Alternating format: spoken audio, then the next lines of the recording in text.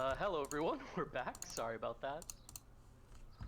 And Had some, yeah, the stability issues. All right, so, sorry, Paul. Go ahead. no. You hit the nail on the head. It's been stability issues, but we are back. We have the UI going. It took us just a few moments to actually get the game up and running again. We need to head to 7 minutes and 30. I believe where we left off, we saw April macroing for H3. I believe she was actually already ticking up to H3. I don't remember. Yeah. Well, no, I need to make sure. But yeah, April had a good mass of crossbowmen. Yukietty had a good mass of muskets.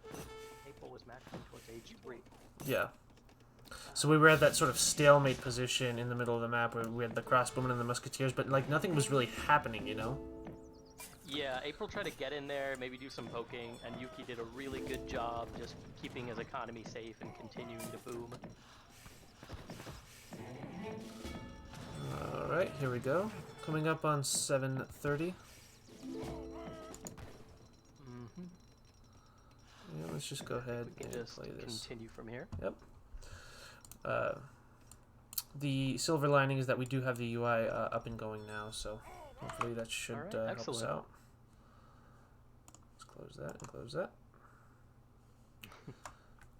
Oh, all right. Yeah.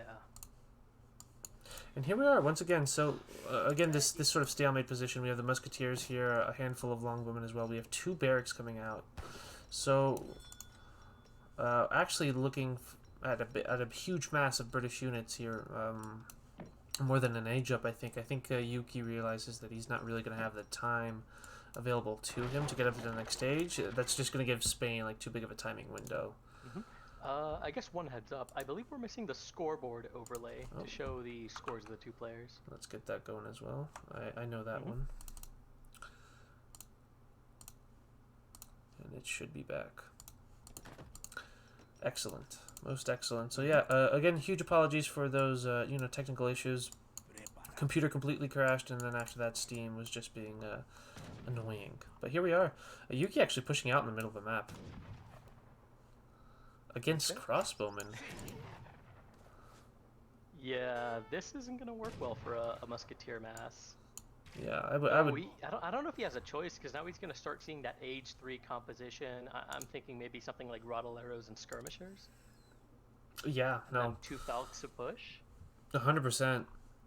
I mean, this is the comfort zone of Spain, is, going to the next stage, the Fortress Age, and then getting all their shipments out. He has a big, massive unit. He has some map control. So he's in a pretty comfortable position. And right now, what we're looking at for the British player is, he's also got his boom going, but he is going to have to push out on the map and secure some more hunts. Actually, if you look at it, yeah, that's always the British clock. They're always very, very strong until they run out of hunts, and then if you don't have map control, it doesn't matter how many villagers you have. You either transition to mills or you stagnate. Yeah, really. I mean, look at his next hunt for the British. This is his next hunt, and then this is his next hunt. So he both incredibly far. Yeah. In range of the Spanish mass.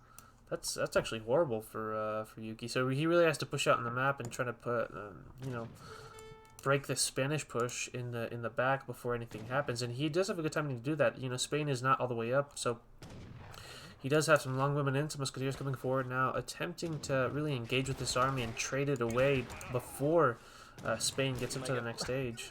I'm curious if we're going to see a flank with the Rottleiros to just hold them in place now. Yeah, I mean, you can get on those longbowmen with them. Yeah.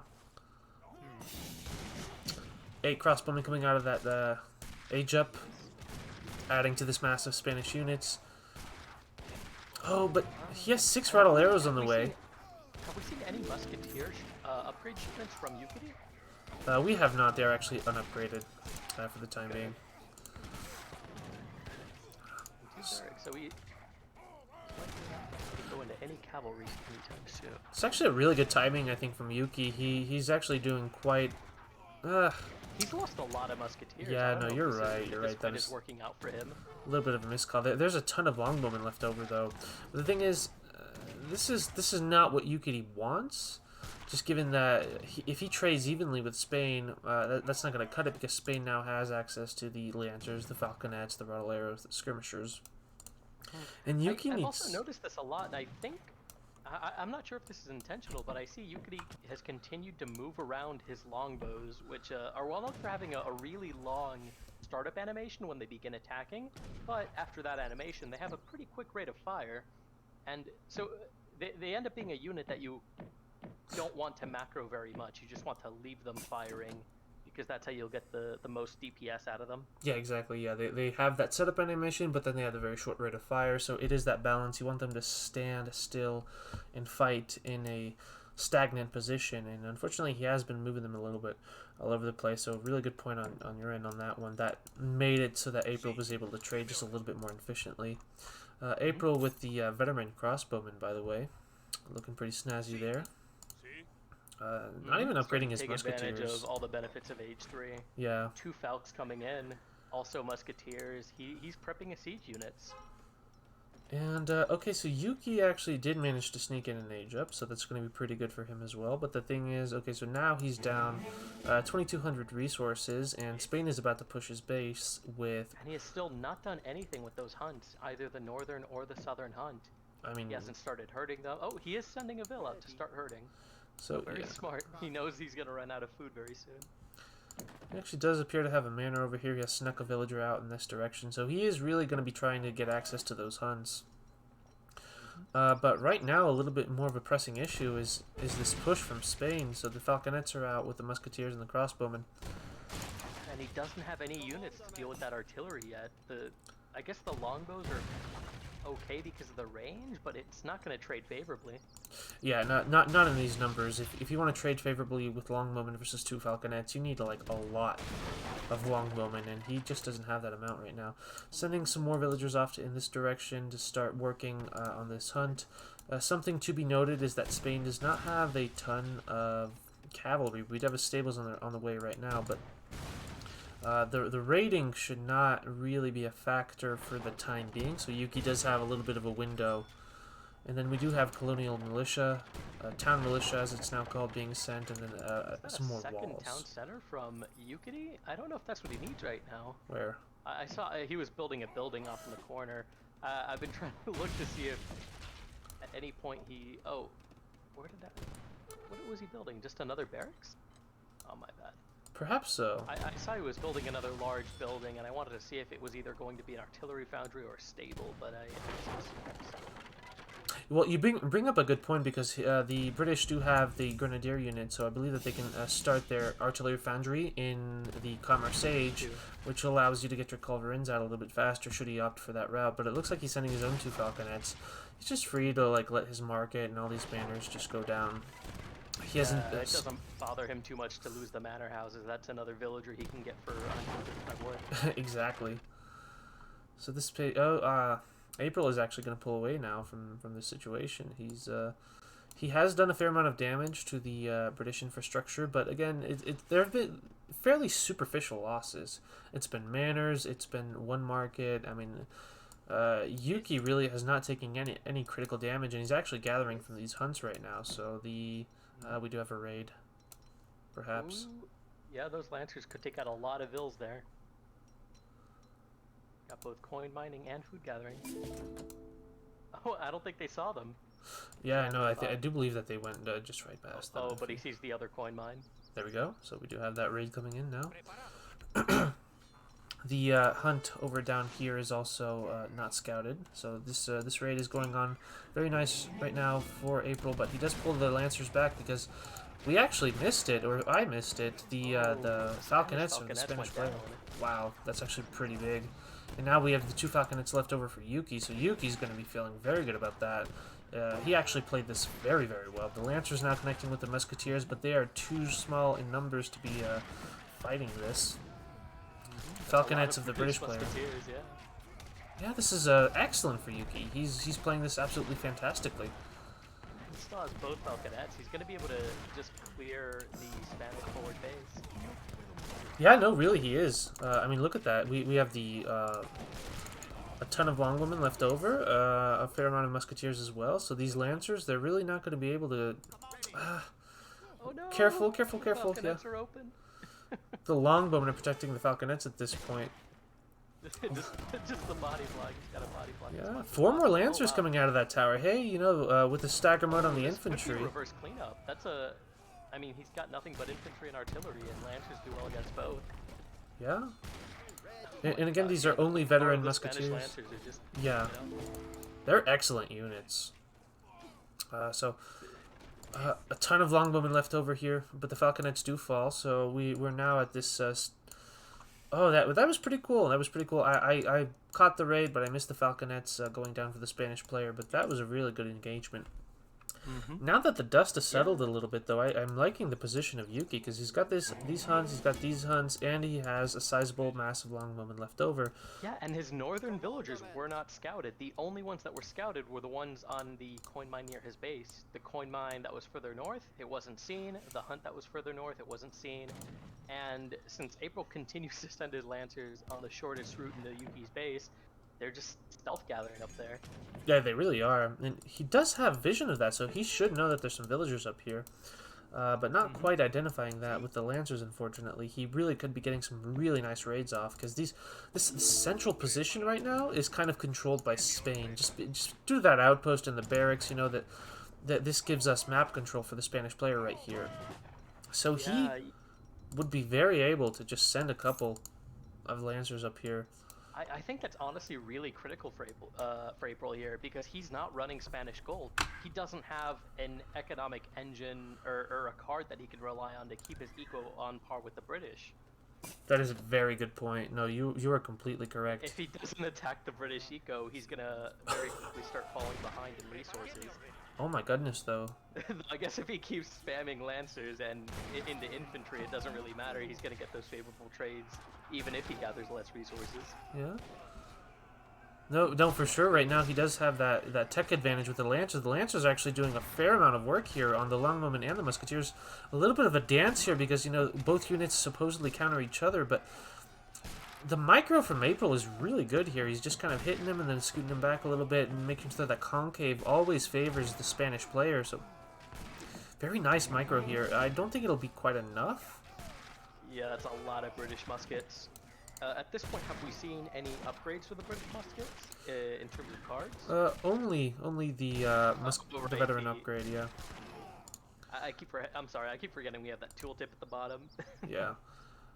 But you have all of them unsent for the time being. He's really just relying on these military shipments right now because he's feeling that he really needs to send units in order to stay in this, and it's a good thing that he did. What shipments does April have remaining? He sent a lot so far. How many of his HV shipments are still available? At this point, it looks like we do have 8 and 9 Ruddle arrows that can be sent. He did I don't know if just he ship. wants those though. Rods don't counter anything that Yukietty is building right now. He's still going pure infantry. No, you've hit the nail on the head. Now we finally do have musketeer combat coming in, so these musketeers are going to be very difficult for the Spanish player to deal with. We have a single barracks, not going to be able to produce enough skirmishers fast enough to deal with this. His economy isn't going to be able to pump out enough, you know, musketeers, skirmishers, even if he did have 2 barracks that were safe. And then the lancers are just not really going to cut it anymore against this amount of musketeers. Yeah, we've kind of hit that dangerous spot where Spain no longer has the military shipment he relies on to get his army up to size.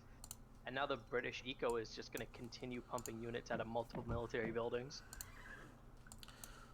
He does catch a town center, though. Wow. Okay, so we have a town center coming up. It's under fire here by the lancers, but then at the same time, the villagers of April have... We're going to see a Vil fight here? Oh my god. Vils walling off other Vils. Oh my god, crazy. This is amazing, actually. Oh, but these are just caught out in the middle of nowhere. I'm sorry. This is fine for Yuki as long as he gets this trade. Economy. Yeah. Oh my gosh. That is brutal. That is brutal. The cavalry are going to be able to get out of there and deny that town center, but that's just he's got to save what Vils he can. He's already bad. He's already very behind on eco, and if he loses that many Vils. Oh no. One final stand here for the Spanish player. And muskets too. Very nice, excuse me, very nice micro from Yuki. Only taking the front Musketeers, the frontline Musketeers, and switching them to melee mode and ensuring just maximal damage. That group of Longbone does get picked off there, but still, Yeah, that's very nonetheless. smart. I think April needs to regroup in his base. He needs Falconets. That's the only unit he has that will perform well against this kind of Musketeer mass. Yeah, no, you're correct, and he's gathering for that. Does he have an artillery foundry though? That's the question, and unfortunately, you know what we're looking at is instead a GG from the looks of it. I'm not quite ending just yet. Paul, if I could make a request, we're getting some people in chat saying that our volumes seem to be uneven, that you're a lot louder than I am, so I'm wondering if you could try going to Discord and turning my volume up, or maybe via OBS. Let's go ahead and do that. This is a very good point. I believe that we are currently on a call. How would you do it when we're on a direct call? I'm honestly not sure. Gonna go ahead and turn that up, and yeah, it's been a second since I've co-casted. So. Ooh, and there we go. That was the end of the game. That was the end of the game. Yukietty pulls off the economic win with the British. All right. Let's see, screen disconnect, stop streaming. Yeah, I don't see any option when you're in a direct call with someone. I guess you just have to go to voice and video and toggle the output, like the general output of other users. Yeah, pretty much. So what we're gonna do is I'm gonna take this volume and I'm gonna raise it up for Discord only. Yeah, you were a lot. Chat, let us know if this sounds better. That probably should sound a little bit better, so we'll work on that. Chat, yeah, if I could have a look at that. Sorry, I've been scrambling a little bit to get this thing up and running, so I have not had time to look at the chat or whatever. No worries. I've been trying to keep an eye on that as well, but it's hard when you've got things like that Vil fight happening. You just want to keep your eyes glued to that. Yeah, no kidding. So a quick look at that. Alright, so I have adjusted that volume. I'm also going to turn myself down just a little bit in OBS, a couple decibels, and we'll see how that goes. Let me get the chat loaded up just so we can have a look at that. Oh, does it still sound bad? Oh. What do you just for... How would it have been fine for a second? Unfortunately, I'm a bit of a boomer when it comes to Discord. Yeah, no worries. Yeah, I'm not sure what we need to do. I'm low again? Alright, chat. How does that sound? I'm gonna need you to talk a little bit, Potato. Okay. Yeah, let me know if you can hear me okay, chat.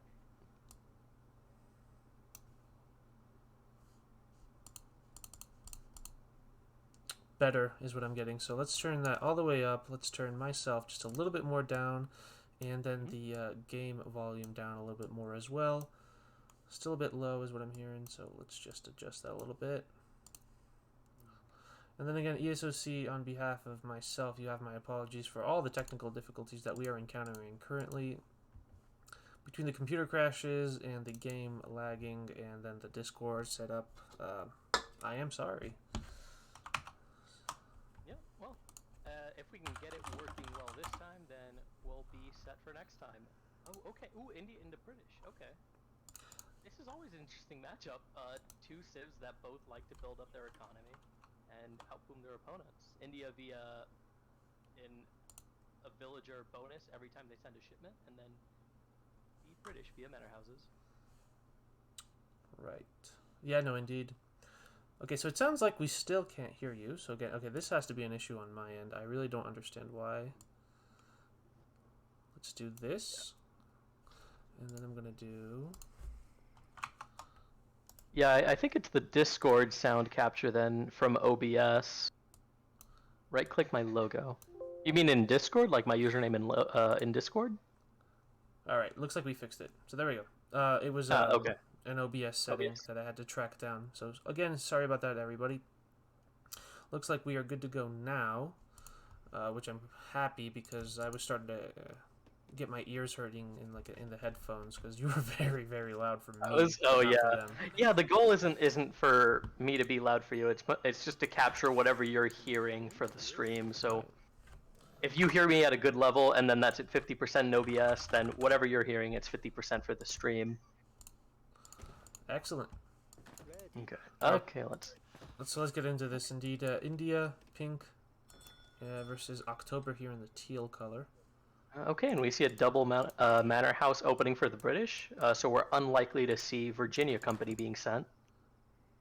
Yeah. Let's take a look at the 2 decks. Is he even running Virginia Company? No, No, just not 3 this one, vills. yeah. So 3 vills, no Virginia Company, and a couple of water cards in here. We actually have advanced warship, improved warships, which is an interesting card on this map, just given that you don't have any whales that you need to worry about. Yeah, it's very uncommon to see anyone go water on this map unless they're just very stretched for food. Yeah. And then India, in the meantime, let's have a look at Yuki's deck, so let's just turn that off. More info has finally appeared, and there we go. And no deck quite yet for the Indian player. We're going to have a look at that here in a second. Working on this 80 wood is April. It's going to be very useful. That could be potentially another manor house. Oh, we're going to see a steal here? A treasure contention, yeah. These Indian monks starting to work away on the explorer as well. The European explorer is. Oh wow! Okay, oh, he failed to select the treasure. Yeah, he really did. He just kind of let that one go. But even April had a little bit of a delay there before he actually picked up that treasure. So both players. It seemed like he was a little unsure of what he wanted to do between attacking the explorer, attacking the guardian, or just sitting on the treasure. Right. I feel like maybe it was like the elephants themselves that were preventing both players from actually being able to select the treasure. I could be wrong on that one, but I wonder. That's if true. that They was are the very case. large models. Yeah. So Yuki at this point has his half of the map pretty scouted out. We do have that treasure, another wood treasure that he could go for. I mean, hey, that's a villager right there. He's sitting on 30 wood. He doesn't have any vills on wood. Yeah.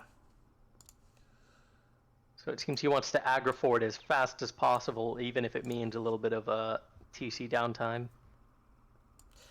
Yeah, he is going to have to play this aggressive. I think this matchup is one where you kind of want to try to set the pace with the India, and then British just need to defend and boom just the right amount. You want to defend with just the right amount of units, and then boom and get a little bit of a better economy over the Indian player, and then kind of work from there. So it's a close, yeah. I think the advantage matchup. of India here is that they can be very aggressive early on with 12 sepoys while still building up a very strong economy. Whereas British doesn't really have that luxury of being able to choose between early aggression and booming. They kind of have to do one or the other. Yeah, exactly. So you can't do everything. This is not an African civilization where you actually do get to unlock every single strategy at the 4-minute mark. So the British do have to have like sort of a measured response. Yuki actually now working on this 75 wood treasure.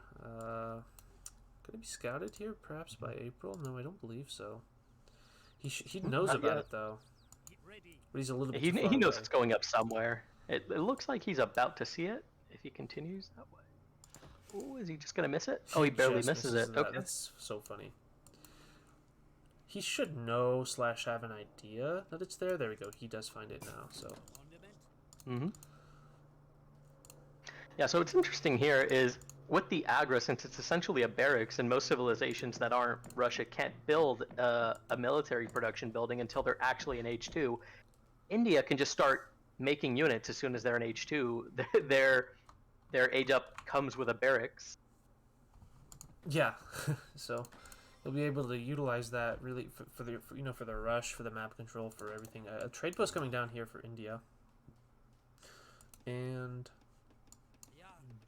a few vills on food, most vills on wood at this point. The real question is whether or not he goes for the He may not be seaboy going rush. for the quick 12 sepoy Yeah, because exactly. if he was, he would be macroing towards food and coin early. Exactly. Yeah, you would have a few settlers here villagers, as they're known for the Asian civilizations, on the coin mine. So not really looking at that right now. He could maybe queue. I don't know. We'll keep an eye on that. But I think you're right. I don't believe that we'll be seeing an aggro rush out of this. I think this is more of a map control, if not a little like a fake out for the Indian player. Yeah, that aggro will secure him, the center trade post. It'll be difficult for the British to attack him there, and there he could secure a bit more of an economic advantage early. Absolutely. So here we do have the British, already up to the next stage, which is fairly standard for them. They have 700 wood on the way, a barracks going up, an outpost right next to the coin mine. And they're macroing for musketeers, so we should see batches of musketeers to be. Yeah, absolutely. We should see that in queue here in a second. You would be a little bit foolish not to have musketeers in queue at this point. So there we go. And then Yuki, in the meantime, 5 sepoys, training sepoys. So he did switch over a few. And he is macroing now towards sepoys, so we are going to see a sepoy rush just a little later than expected. Yeah. Picking up this 75 coin. Perhaps he had an eye on that while he was macroing up to the next stage, but that's really going to help him with getting that batch of sepoy out. It'll be close, that 5th one, actually.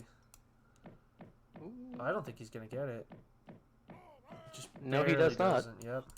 There you go. So 11 sepoy is still strong, though. Oh, he can definitely take out some British hills with that. It is absolutely fantastic for sure, but not the sharpest aggro rush, which is definitely going to play into the favor of April. And he's got, rather than being forward with his outpost, he's set it up in his base. He knows he's going to need to take on some Indian aggression. He's even looking for those sepoy with the explorer a little bit. He's trying to figure out, like, okay, did he start with sepoy, or there we go, right there. He misses them. So, but is aware of it now. He does have that in his line of sight. Just retreats the musketeers back a little bit.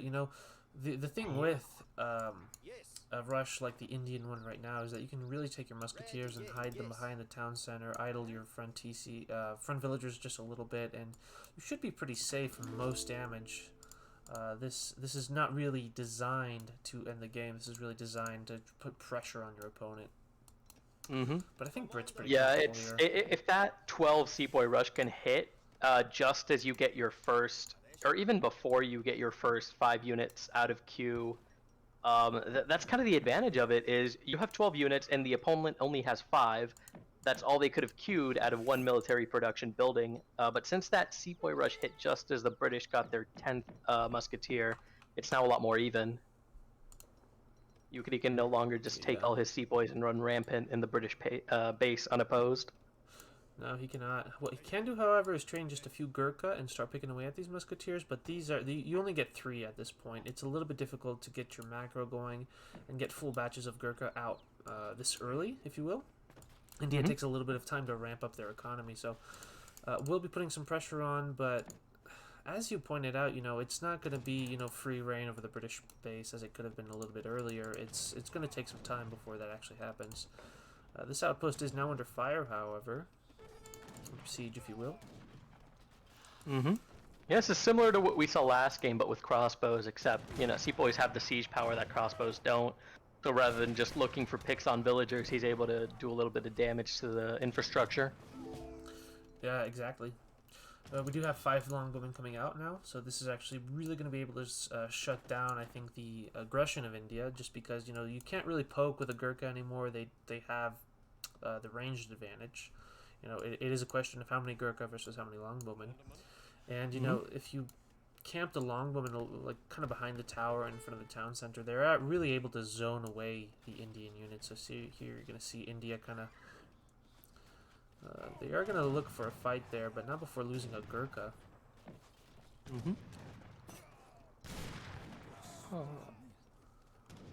Alright, Indian elephants go down.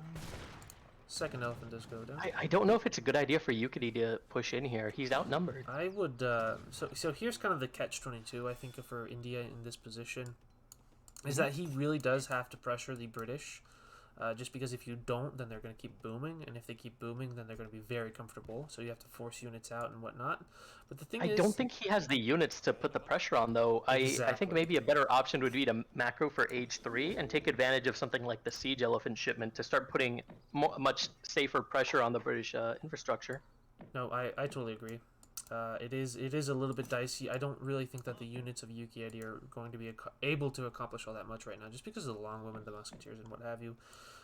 British have some resources to work with, and at this point, I think I agree with you. I think that perhaps an age up out of the Indian player headed up to the next stage to work with the tool set that they have in the fortress is going to be a little bit more profitable at this point. But yeah, sticking his guns to the Commerce Age, getting out some more Gurkha, the British consulate, so that's an extra 7% hit points, which does help, admittedly. And probably going to be setting himself up, I think, for like a pretty big timing here in a little bit. But I don't... And here comes H3 for the British. Yeah. The Adventure, I believe that's the 8 longbows. Yes. I think that's actually 7. But yeah, you are correct. It's the longwoman one. Good. And now, we just kind of have, India trying to trade their Gurkha versus those longwomen. The numbers are a little bit more even this time around. And this is a good time for India to actually make their push, just because British has just started aging with a slow age politician. So they're going to be down in resources for a little bit now. And that's going to give Yukietty kind of a window to work on things. He seems going to take the opportunity to take down some manor houses. That could buy him a couple shipments, maybe... Or, well, not a couple, just one faster shipment. Regardless, he needs the shipments. That's how he's gonna get a military on par with the British. It's just kind of a tenuous situation right now for, here we go, some Sour actually joining in on the fight, so now Yukietty's actually going to go for the nuclear option and just go and dive into the British base. Minimum being called by the British player, though, and we have just a few more longwomen being queued right now. So Yuki kind of nopes out of there. He really is not going to suicide his army into this base, which is, it's just going to give British the time that they need to get up to the next stage and ship their falconets. And ship their falconets, get their musketeer upgrades, and put themselves in a position where it's going to be very difficult for India to push into them.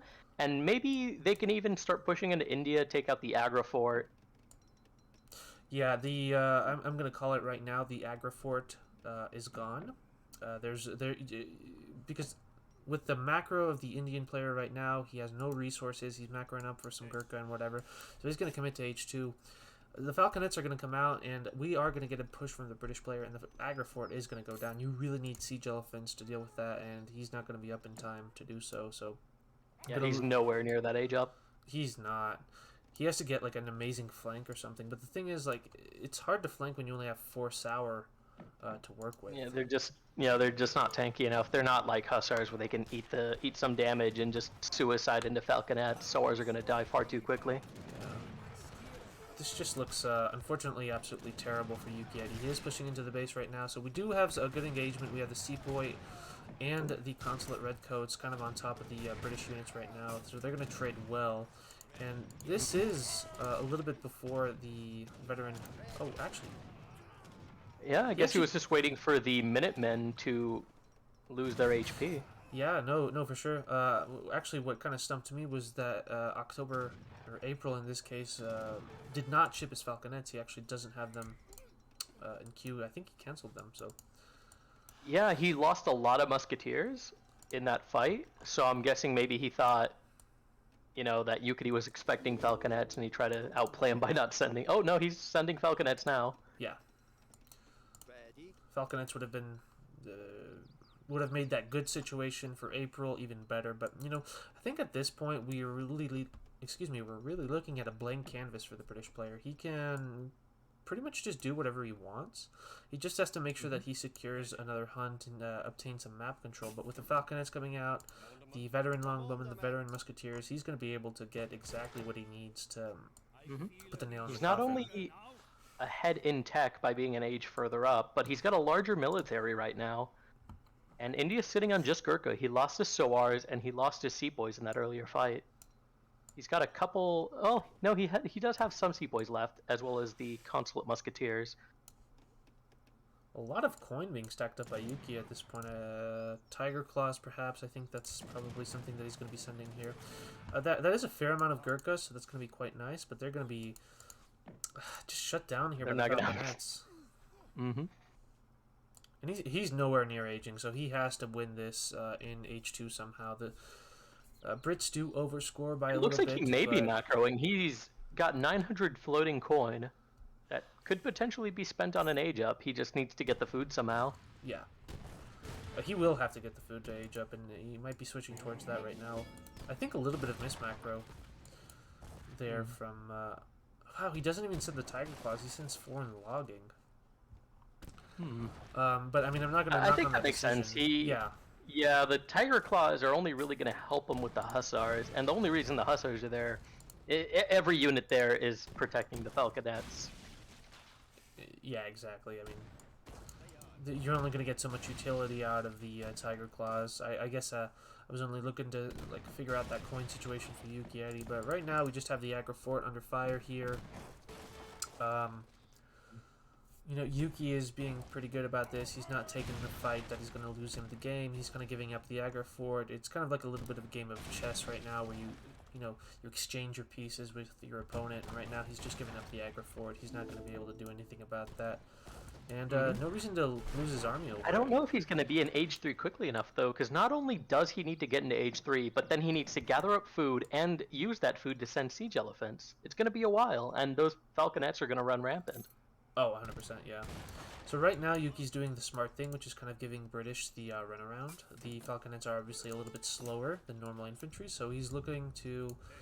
Well, he's looking for raids, I think, but he's not going to find anything down here. There's not even a hunt for the British to gather. These are Yeah, the closest April was villages. very smart in that he followed his army with his villagers, and every time his army moved forward and kind of took control of more areas of the map, he moved villagers forward to start herding and eating those hunts. Yeah. No, that's a very good point. Sepoys kind of running away from here. They might actually get cut off here by the British army here. That angle's not looking good. He might be able to barely scrape out if he follows this edge of the map. But this is definitely running for your lives. You do not fight this. Oh no. The Falconets. He's not. Oh, the Falconets. Oh, he's in skirmish mode, so that's good. It'll reduce casualties on the Gurkha somewhat. When he's going for the Falconets. But at this point, I mean, the British infantry are just doing too much damage to the Indian infantry. We do have a very nice raid here out of... oh, it looks April. like Yukietty surrenders at this point after losing his army. Yeah, that was... I mean, this game was definitely a difficult one. Yeah, we see that the British are very strong right now. We've seen them in both games so far, and in both they've dominated. The economic advantage is unreal. They are a very strong civilization in this patch, in my opinion. I really think that the British, they have very few weaknesses to exploit, and I don't think very many civs. I mean, I'm not going to get into balance or anything, but I do think that the British are probably the strongest on this patch right now, minus Africa. So, tying up the series is April. And let's just hop straight into game number 3. I'm curious if we're going to see in this series maybe some unconventional civ picks into British, something like maybe Aztecs. I don't know. I feel like you really need a strong, cheap H2 skirmisher to kind of keep them under control and control the map, and then starve them out by denying hunts. That seems to be really the only way you can deal with that economy, is just deny them the hunts they need. Yes, you're completely correct. It does come down to having a civilization that can really accomplish that. And you know, there are other civs that have good matchups against the British, but they're a tough civ to play against in this patch. I like the Aztec idea, though. That's a really good one. That said, we are not looking at Aztec right now. We are actually having Yukietty playing Japan versus April's Ottoman. Yeah, Ottoman's interesting. I've got to say, when I've talked to other players recently, I heard nothing but complaints about the power level of the Ottomans. They have not been a very popular civ recently, and I think it comes down to it being a very greedy meta. with everyone wanting to out-eco their opponents and be the first to reach Fortress Age. And while the Ottomans can be often the first to reach Fortress Age, they just can't keep up with their opponent's eco. They're very shipment reliant. Yeah, I would agree with that. I actually don't believe that Ottoman are very strong anymore. They used to be a lot stronger, I think, even in the pre-DE days. But right now, I do think that they're a little bit underwhelming. Still a good civilization that that will win games. They're not completely underpowered, but I don't think that they're as they're not the British civilization, if you will. So agree on that one. Yeah, it used to be that Ottomans was you're giving up everything for the sake of strong units, but then we got Abyss guns nerfed in DE. Their rate of fire was reduced, and well, they were very powerful, so maybe that was warranted. But man, do they feel very weak right now? Yeah, they have their own playstyle, but we'll see what April has in mind here. There's a few different things that you can do with the Ottoman civilization, and they still have a very strong fast fortress. So let's. All right. Have we seen a consulate from Yukietty yet, or is he going double shrine? Very good question. Looks like Oh, a market. Okay. Yep, and then a market. Honestly, and a very shrine. smart because Japan now starts with 100 gold. So if you macro it correctly, you can grab a market, use that gold to then buy the 100 wood you spent on the market, and then you've essentially turned your starting gold into a market. Yes. Yeah, I've seen people do that, and I think that's exactly what what Yuki did here. So. 50 coin being picked up by October. So while we have a little bit of downtime, I think let's look at the decks a little bit. So, Ottoman Fast Fortress deck looks very standard. A lot of upgrades in Age 2, including Siege Engineering. That's an interesting pick. Yeah. All artillery train faster, so that's kind of an interesting one. It helps with the Abyss guns, I assume. He has a lot of upgrades for the Abyss, actually, now that I look at it. But yeah, we may be seeing an Abyss heavy build this game.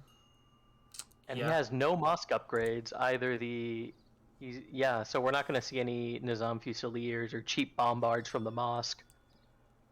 Yep, he's going to be playing this, I think, the classic Ottoman style, which is, that fast fortress, and then kind of work from there. Two Falconets, Spahi, Mamelukes, and etc. Those are going to be the big ones. And in the case of Japan, we have... Is that the cheap rice patties card we see in Age 1? No, this is the Enlisted Regulars. Okay. Japanese equivalent of Town Militia, so not as good because you do not get the bigger ones. Yeah, I don't think we're going to see a Toshogu Shrine age up. He's not even running the Shrine Age 1 upgrade. Yeah, no, we might be seeing the, what's it called? The Torii Gate. Torii Gate, that's it. Thank you. Yep, and we'll be, as you pointed out, he will be shipping, villagers and focusing a little bit more on the villagers for his economy, more than anything else. So, it does have that 800 food, so you will be able to click up here in a second. And actually, Toshogu, it is. Oh, it is Toshogu. That's surprising to see when you're not even running the H1 Shrine upgrade. Yeah. So actually, what this is what he's going to do is he's actually going to chop out enough wood for a consulate. And he's going to put that consulate down, and the Toshogu Shrine upon age up does give you a certain amount of export to work with, and that allows you to get some extra clubmen or some shinobi out. It does telegraph aggressive play out of Yuki.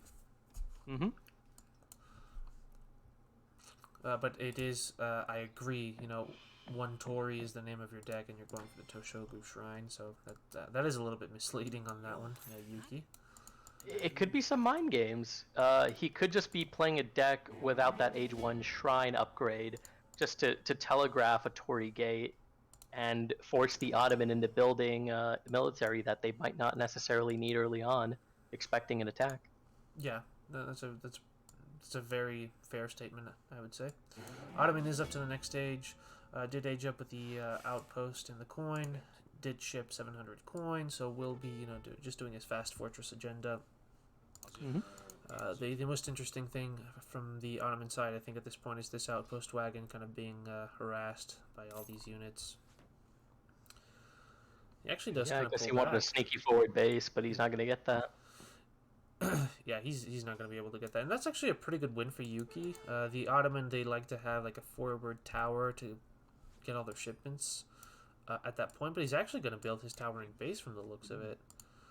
Ooh, that's pretty good for Yuki. That's really good for Yuki. So he's going to be feeling quite good about that. Yeah, he's going to be able to take more map control than he otherwise could have. We do have that consulate on the way here from Japan, and then just chopping out enough wood for, I'm going to assume is a barracks. 600 wood for shipment from Japan. And there's that barracks. And yeah, we do see the immediate Japanese isolation alliance there. So this should be some early Japanese aggression. Yeah. This is a build that I've been seeing Japanese player do on stream a fair amount. So I think this is like the meta build, and he does have the Yamabushi being trained right now. I assume he's going to send them to this trade post to kind of get rid of it. But we'll see what Yukietty actually has in mind. Yeah, we're almost to the Ottoman age up. He's on 2 TPs now. Yeah, and this Doesn't is seem going to be great for him. Going for the 3rd. This is really going to fuel his fast fortress. If he's a little bit late on the age up right now, it's because he did have to chop out the wood for the trade post during transition. A little bit of a 50 wood treasure right there for your October. That's really good. Yep, and now he has enough to get that military building down so he can start producing as soon as he hits age 3. And there it goes. Yep. So, super duper standard, I think, from both players. Well, a little less standard here from Yuki. Yuki is actually not making a beeline for that trade post as I originally thought he would, but instead just going straight for the Ottoman base. Wait, is he? No? I think he's just scouting. I don't think maybe looking for the Ottoman explorer or going to burn down expected TPs. Yeah, you're right. So this is a little bit more of a map control move more than anything right now. So he actually does make his way towards that trade post. Yeah, he clicks right on it. We could see his flag there. Yep, he does find that. So, but you know, April in the meantime, I mean, he's going to be quite fine with this. Obviously, you don't want to lose your trade post, but I mean, wouldn't you rather have these Yamabushi here harassing your trade post when you have another one instead of in your base, preventing you from, you know, getting yourself set up for that FF? Yeah, for sure. In a fight, Yamabushi are pretty much like pikemen. They're really only a meat shield if there are no cavalry involved. So you may as well put them to work sieging something down. Exactly.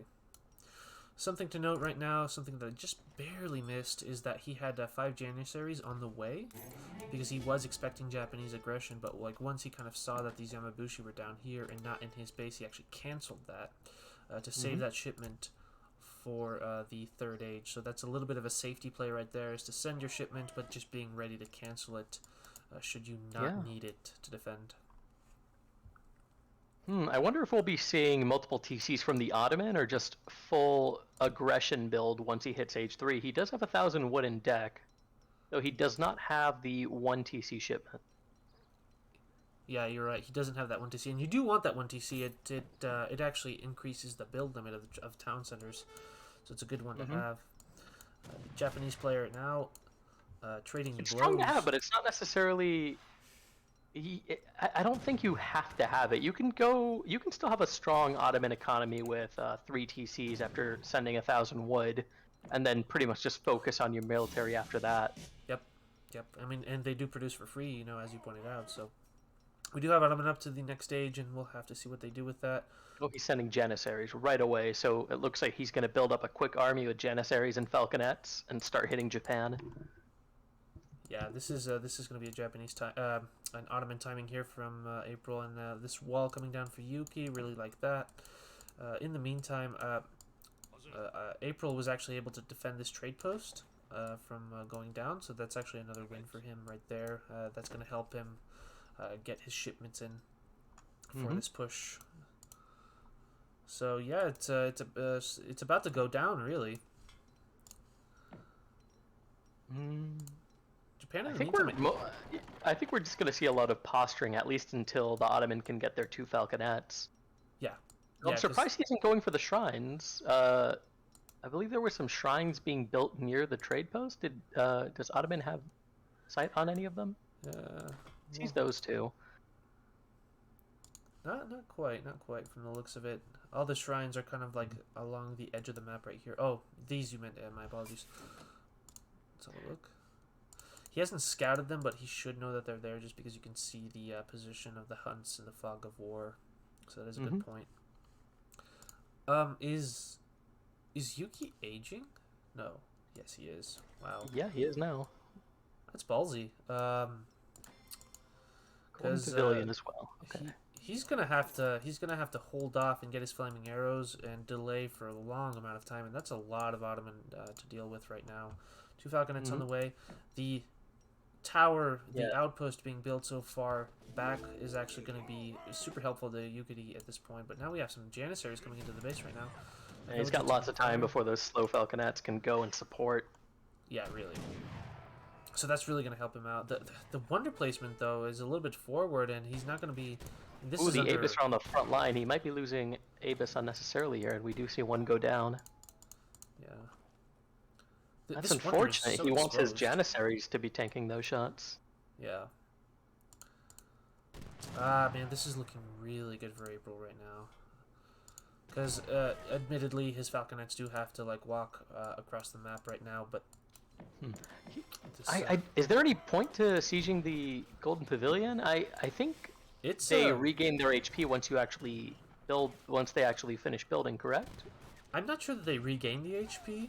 I do know that it's highly difficult to deny an age up by sieging down the Wonder, but I guess that's what he's going for. I think he's kind of like trying to force Yuki into a fight, and Yuki is going to come and try to defend his Wonder, but the problem is now the falconets are here. Wow, could we actually get this denied? I would be very surprised. I don't think I've ever actually seen that before. This is going to be new for me. New for me as well, but this is getting really low. 1,300 hit points right now. A little bit of a dance here between the Japanese units and the Janissaries. I think this goes down. Yeah, it's about... There's no way. 100, 500. Oh, no. So, yeah, it goes down. He denies the age up. Wow. This was on live television, mind you, so there we go. Yeah, what is Yukietty going to do without his flaming arrows? He doesn't have a good answer to those falconets, and he hasn't even built a stable yet. Or actually, has he built a stable? Yeah, he does has. have a stable down, so you got it right there. But no, you're right. You know, the stable is nice, and the Naginata are... The Naginata are out. They're good, but... And the Falcons are exposed. Oh, come on. April, don't lose them. Oh, no. This is very, very close. Ooh, he is going to lose one here. They're already on top of them. Yep. Oh my god, he actually saves that. Barely wow, survives. That was very close. The town center should be able to finish that off. But he does have to trade, from the looks of it, 3 Naginata to get that falconet. But that is really good, actually, because, you know, 2 falconets are actually more than twice as scary as a single falconet. Mm-hmm. That's when you start getting your infantry one-shot. Exactly.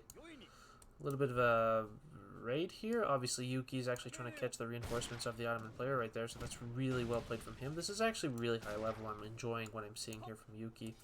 The denial of the age up is really unfortunate. However, he's hanging in there, and now this falconet's super exposed. I think these Naginata are just going to gun it down. Wow. Yeah, he retreated his infantry before his falconets even finished packing up. Wow. Okay. Well, I think that was just negligent play. He should have been grouping his infantry with his falconet to keep it protected. Yeah, a little bit for sure. And now we have just a crap ton of Japanese units running all over the map. Oh, the daimyo? Is it going to be going down to Jena? No. I almost thought he was running his daimyo into Dai. That would have been bad. Oh, this is a surround. The Ottoman forces are completely surrounded. This is such an interesting fight. These Mamelukes, they're nice. They're going to take a lot of damage, but, I mean, that's pure anti-cav from the Japanese army. It's not like they do a lot of damage. Yeah, and we haven't actually seen a veteran Janissary upgrade yet from April. Yeah, that's an excellent point. He's been in H3 for a while, and built a lot of Janissaries, but no upgrades yet. I think this is actually a cleanup. I think Yuki is actually going to be able to get Ottoman off of the map there. It was almost a boon to get his age up denied just because he's got so many Ashy and Nagi to work with now. So really well played there by Yuki. And really unfortunate for April to lose his Falconets the way he did. Yeah, and this is very bad for April. Once Ottoman gets behind, it's very difficult for them to once again put themselves in advantageous position just due to their eco being quite poor. Yeah, I mean, they basically don't have anything else to work with at this point. You know, all their shipments are gone, the military advantage that they normally have is gone, and they just really don't have an economy. They don't... this is looking extremely good for Yukietty, so I'm thinking that we're going to see a 2-1 here for Yuki in a second. Yeah, this could very soon be a GG.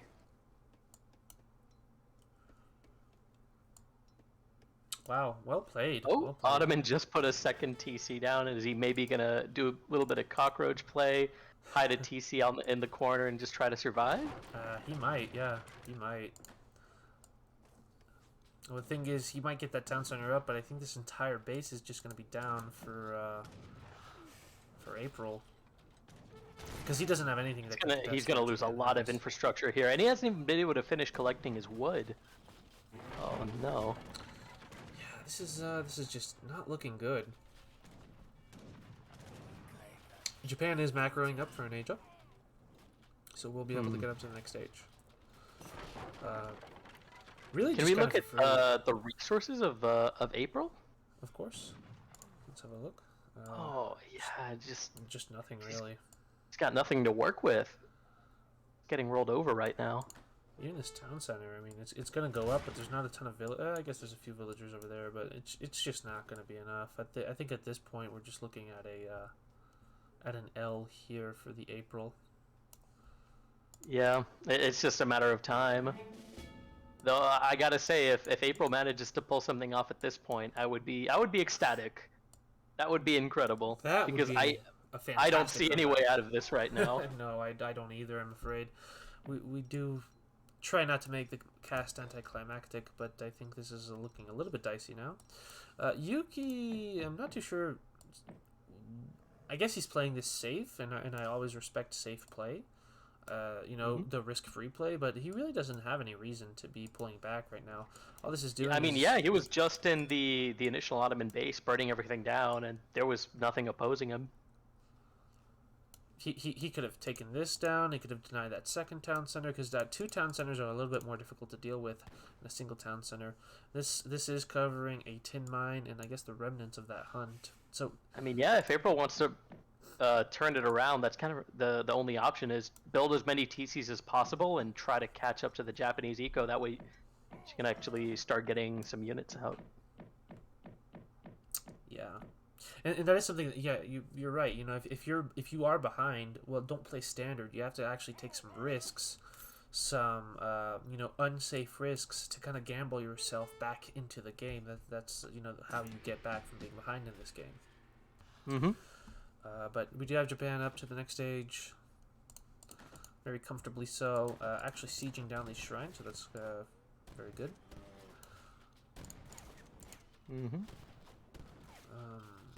Japan. He does want to get his formation in order. He doesn't want the Avis to be taking the brunt of the frontline damage. There we go. So he is pulling those Avis back a little bit.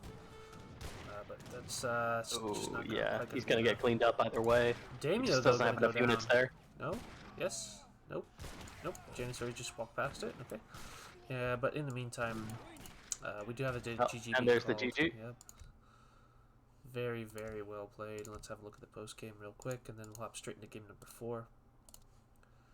Yeah, honestly, I think the big problem there is April did not micro her falconets too well. She lost 1 to some. Well, the majority of the HP of the first one was due to the 5 Naginatas coming in while her infantry were not on her falcs, and then the second one, she just left her falc behind and abandoned it in the Japanese base. Yeah. And unfortunately, you know, that takes the wind out of your sails as the Ottoman player. It's rough. It's rough. Yeah, you really need those 2 falconets in order to contest the enemy. So very well played to Yuki. He will be up 2-1. And we can head straight into game number 4 and have a look at what the players have brought us.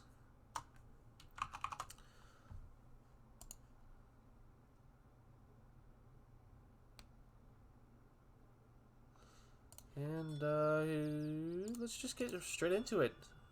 Oh, China versus Dutch. We saw this matchup just the other day. Yeah, we did. Who was playing this? I can't remember who the players were, but I remember it being a nice game. Hello. Yeah, I believe we saw China Age 2 rush into Dutch, and it didn't go well. We actually had that same matchup in a Challenger League game as well, in which the same strategy won.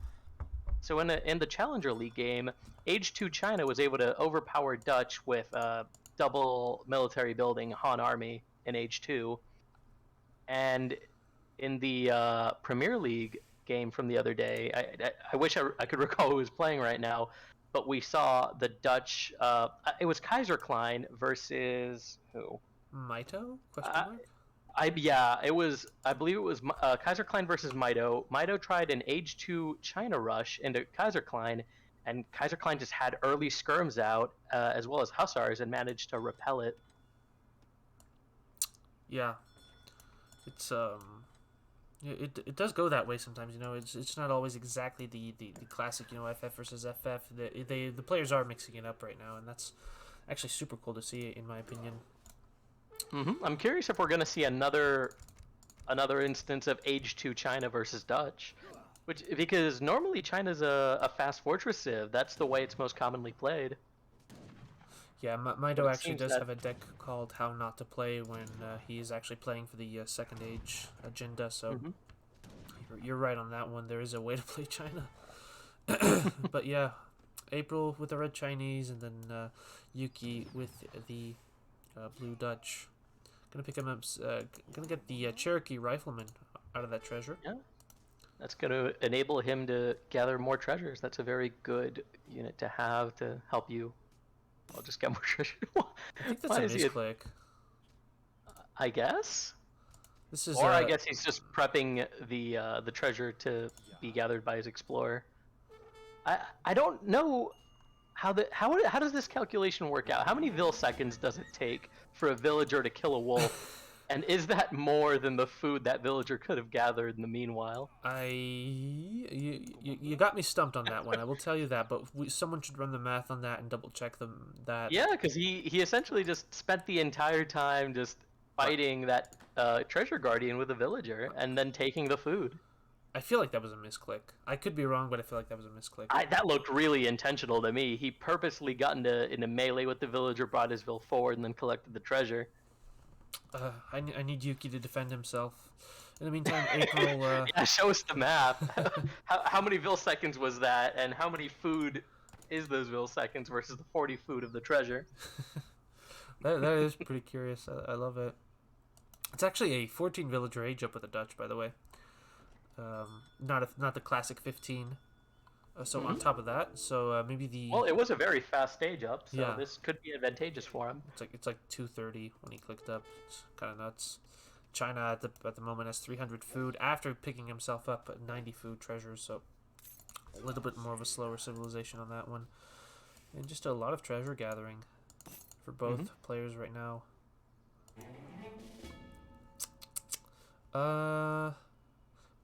It's really hard to grasp what China's game plan is for the time being. We're definitely going to be seeing, the northern refugees.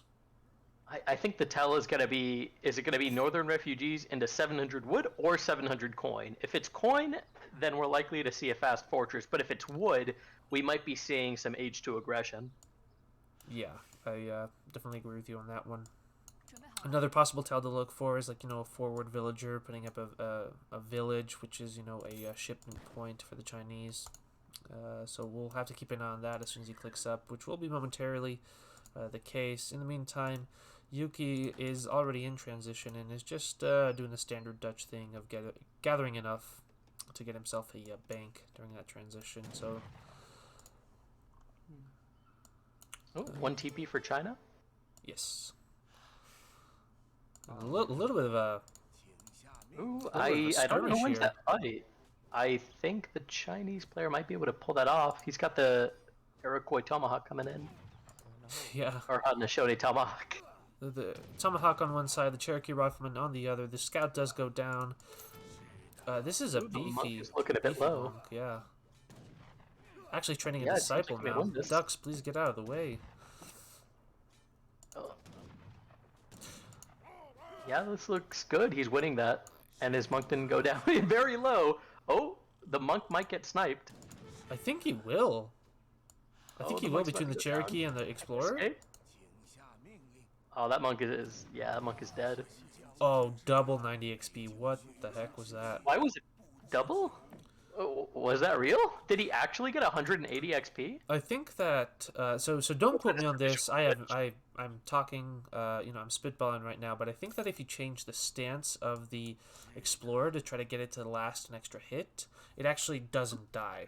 So if you're about to die and you change from normal to cover mode, you survive. But then once he actually died, then then both of the kills kind of counted, and he got like a double 90 XP. So that really bit Yuki Oh in the my butt. goodness! So by trying to do yes. something fancy with stances, he actually gave away double the XP. Oh, that's insane. Yeah. So a little bit unfortunate for April. Can we look at the Dutch shipments? Is he sitting on a shipment right now? Yeah, you know, 2 Oh shipments. no, he already sent to the bank. Yeah, so he does have the 700 wood already sent, and he does have the bank wagon just being sent immediately after. So he was able to get that bank wagon just a bit earlier by killing the monk, and oh my gosh. that's big. That's really good for Dutch. I mean, they're already powering through the experience curve thanks to the banks. You know, they gave like a bounty of a lot. What is that, 140? Yeah, so, it's but we saw Dutch with a 14 age up, and now they're going to be sped up even further by killing that monk. Oh my goodness. So it does revive his monk, a little bit of a trader monk right there, and does picking himself up a second tomahawk actually. So this will look a little bit more like hammers. Oh my god, that was high. Oh, and then he might just I think that explorer might be dead. Yeah, he's definitely gonna get snared and gonna die. That's a big mob of kung fu monks. Oh, is he not? Wow, he actually gets away. Okay, there we go. Okay, so he actually does get taken out.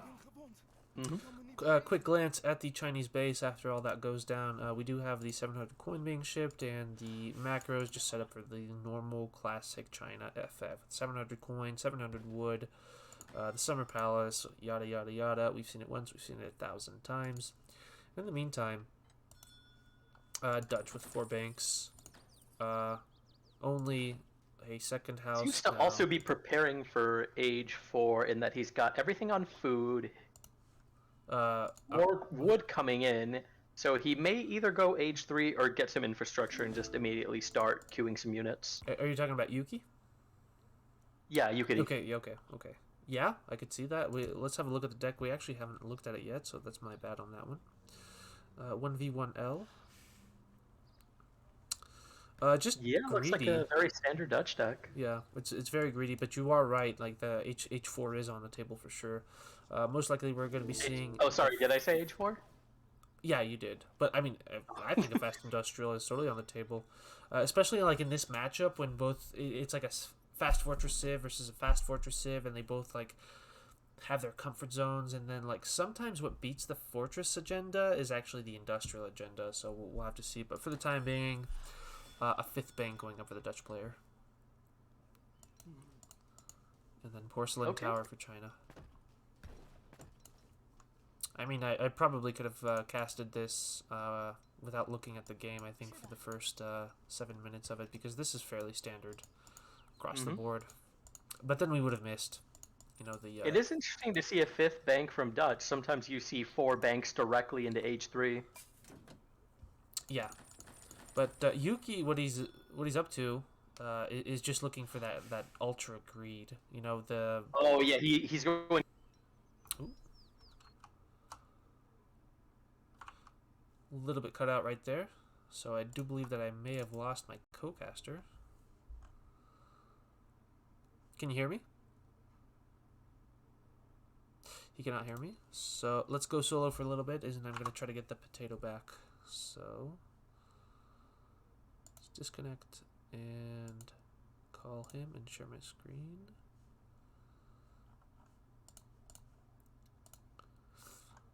So we'll attempt to get Potato back as soon as we can. In the meantime, we do have Dutch just headed up to the next stage here in a few moments. Did get his infrastructure up, the barracks, the stables, the market. Having a look at the villagers, we do have hunting dogs, placer mines, and steel traps.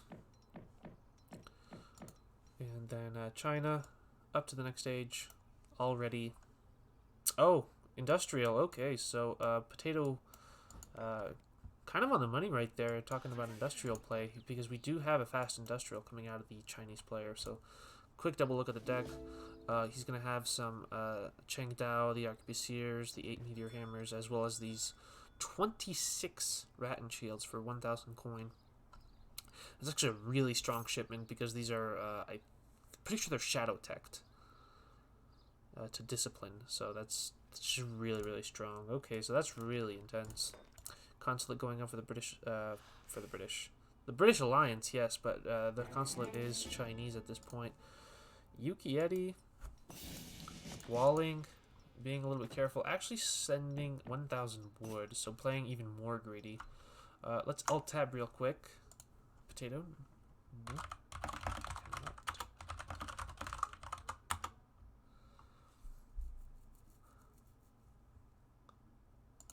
So we are attempting to get Potato back into this, so I'm kind of juggling between looking at the game and getting him back on board because I actually really enjoyed discussing AoE 3 with I Am Potato. Some Hussar in queue right now for the Dutch player.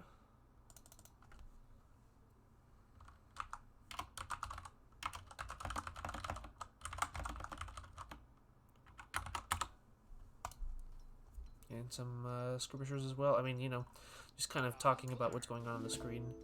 The 1,000 wood is going to allow Dutch to not have to chop out the infrastructure and then just put down a bunch of houses and, you know, get some upgrades and whatnot. These Hussar, in the meantime, they're going to go for that raid. I don't think that they're going to find too much, but we shall see what Yuki is able to do with the Hussar. In the meantime, October, April, you know, months of the year, well on the way to Industrial Age for the Confucian Academy.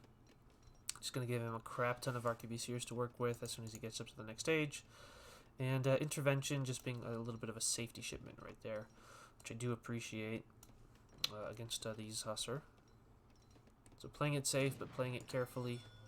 Porcelain Tower set 100% of wood, so really just maximum greed out of both players right now.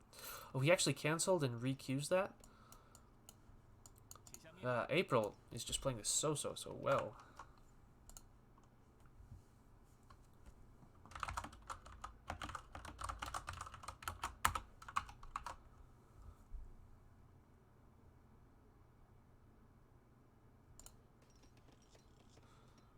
So Yuki at this point, let's just double check his vision, has not identified that this is a fast industrial, but might be clued in on it just because he hasn't seen a ton of units from China, and now should know about it just because he is actually in the next stage.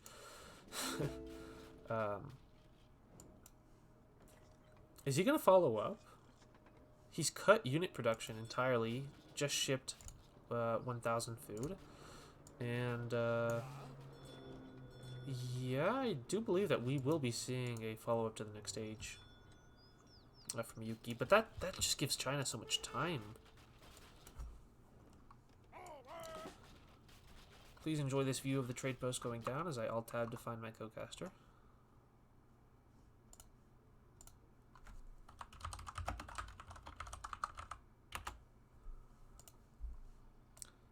Trade post does go down, Yuki does just kind of retreat. China, in the meantime, is just getting everything that they need to be set up. So, getting the honored Arquebusiers. Cheng Dao should be next on that list after shipping so many of them. And this is such a powerful shipment. 18 Cheng Dao, and they, like, these guys are like good units. They're like really good units. So Yukietty, yep, there we go. And up to the next stage. There we go. Oh. Potato, you are back. I believe so. Can you hear me?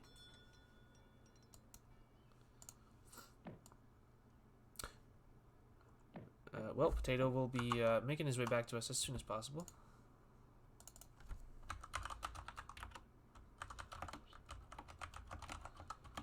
And I have just been informed that he is having some mic issues for the time being, so we're gonna soldier on without him for now. And Hello. are you Can you back? hear me? Oh, thank God you're back. So yeah. You know what? I'll leave it for the end of this game, and I'll tell you what happened. It's kind of a funny story. I feel like a pet All was right, let me involved, catch but up. yeah. You know what? You might be right. A pet may very well be involved. So it's going. Oh wow, what was that Dutch base? I'm sorry, I actually haven't even been able to look at what's been happening. No, you're fine. You're fine. That's a walled-in Dutch base. You Reuters, skirmishers, hussars. Okay. H4 out of both of them. They both fast industrialed. Oh So, wow. Yeah. So we were kind of talking about that a little bit, but we did have a fast industrial come out of the Chinese players, and then after that, Yuki identified that it was a fast industrial and just followed him up himself. No real big engagements for the time being, just a little bit of raiding. This trade post did go down for the Chinese player, but still kind of a stalemate at this point. Mm-hmm. So what are your thoughts on this?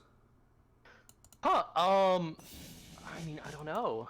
I guess it just depends on resource count at this point. The Chinese death ball is going to be very strong in H4. I believe China in general is also going to have more military shipments than the Dutch. Yeah, they've And already they can also shipped. grow the eco even larger than the Dutch. So if this turns into a very, well, late game, I kind of want to say I would give China the advantage. I think I would too. I mean, China just has like a huge death ball to work with. But then again, not to say, Yukietty does have the 2 heavy cannons on the way, which are excellent shipments. No flying crows for the Chinese player just yet.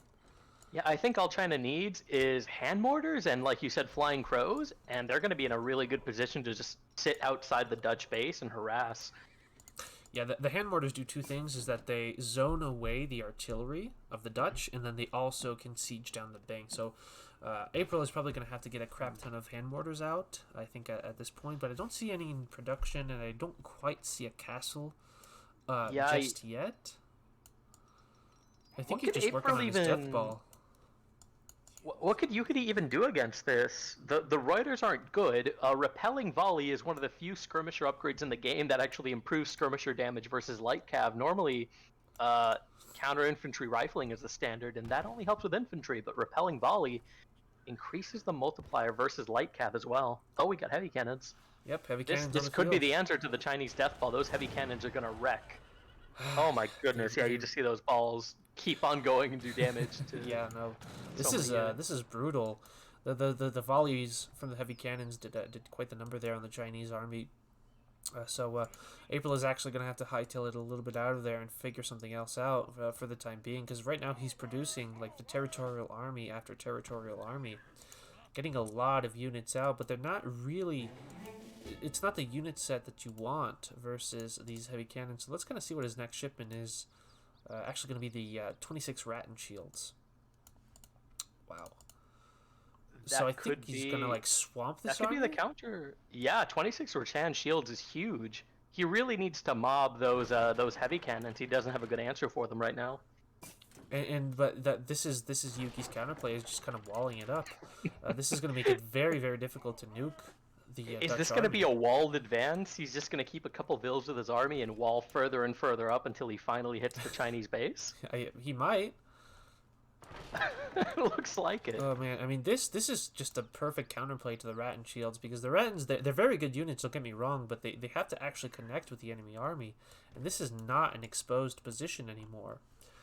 April. Ooh, he's really got a couple villagers out there hunting though. Yeah, and like this is like the second part of those walls, is to actually secure that hunt, which he does need an income of food. All right, here we go. The Chengdao do come forward. Gonna start harassing those villagers just a little bit. Man, this is nuts.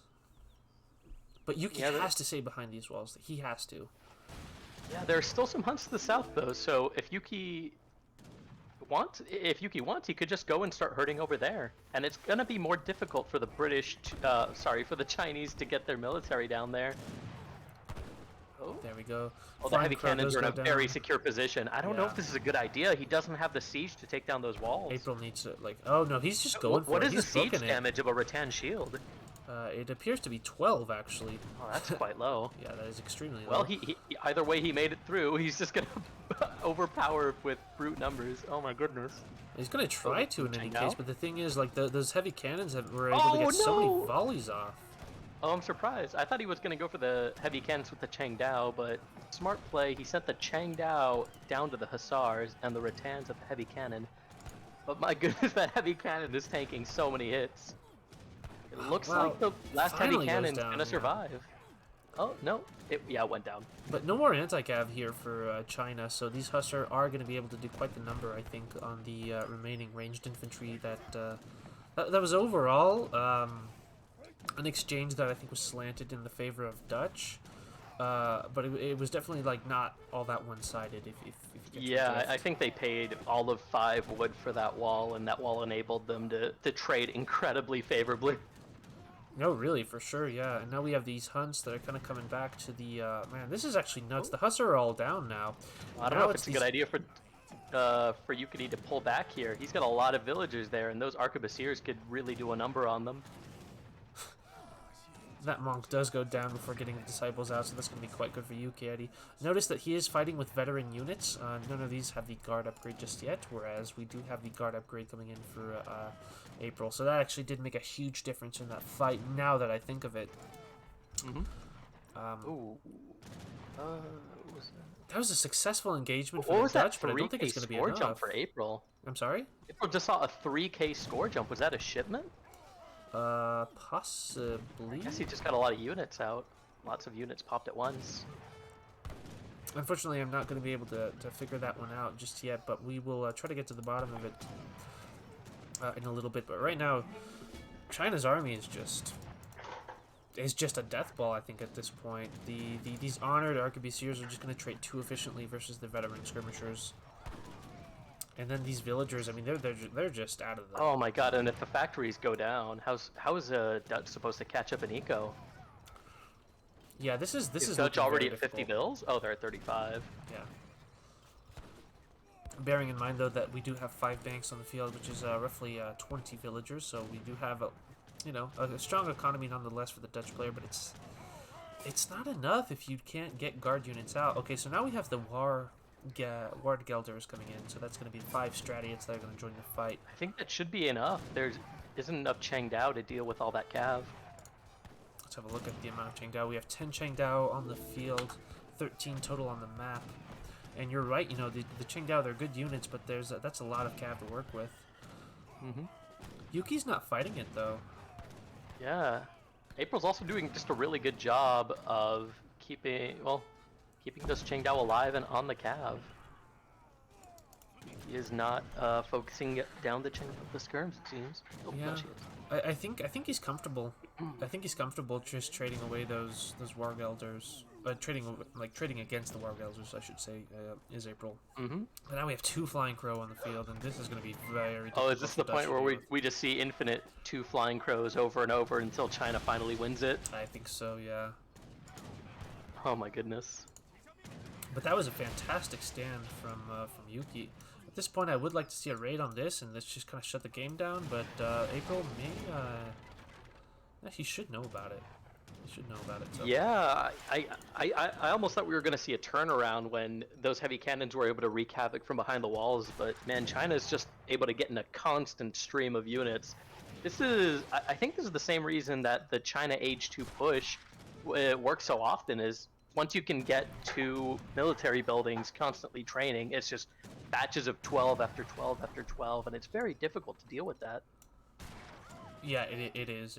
I don't think that we have the blue guard coming out here for Yuki, but these are musketeers versus arquebusiers, and that's just not going to cut it, I'm afraid. Not unless you have something else. These red coats are coming in and starting to wail away at these villagers that we're gathering from these resources. This is just I think this is just April cutting off the head of Yuki in this game. So the banks are going to go down, the factory's down. It's just no longer enough, I'm afraid. Not a lot of anti-cav here, that said. Yeah, and the longer this goes on, the worse it gets for Yukietty. He lost his factories. He's losing banks. This siege is not good. This is looking just downright brutal at this point, and Yukietty does call the GG, so very well played to April in this one. Tying it up, I believe, so we are now at 2-2 for both players. Just a fantastic game. So let's go have a quick look at the post-game, and then you can tell us exactly what happened to your mic, because I am curious. Yeah, we'll tell you exactly what happened. So a little bit of a military population graph right there. You know, we see like an even fight there. That was really fantastic from Yuki to put up those walls, and he really did well for himself, but it just was not enough against the production. Yeah. I think a big part of that is just the Dutch eco is so good in the mid game, but if you let the enemy civilization start to up you on villagers, it's really hard to stay ahead. It truly is. So very well played to both players in this one. This was a 19-minute game. It was actually super enjoyable. I had a blast watching it. So yeah, I'm actually going to restart the game to try to make sure that the game number 5 is set in a lag-free all right, setting. and I guess while you do that, let me start with this. First, I just took this picture, and I'm gonna send it to you while I tell you this story.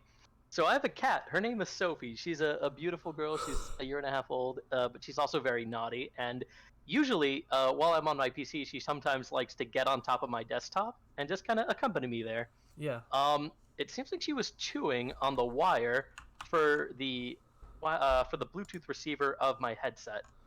So, Oh my God. my headset was on, but the receiver was dead because the cable to my computer had been chewed through. So I had to go and rifle through drawers and try to find another USB cable.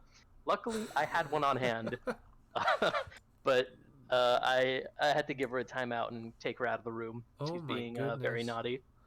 That cat. That is actually really funny. This picture is hilarious. You should post it on ESOC. That is cute, and it's also frightening. Cats chewing on cables. That's really adorable. I have 2 little monsters here myself that enjoy bugging me when I play. So, yeah, I mean, I don't mind it. Usually the worst she does is just lie down in front of my screen so that I can't see anything. But nope, today she decided she was going to chew on the cable, and now she is no longer allowed on the computer, right, Sophie? Yeah, she's over here looking at me. that's actually really funny.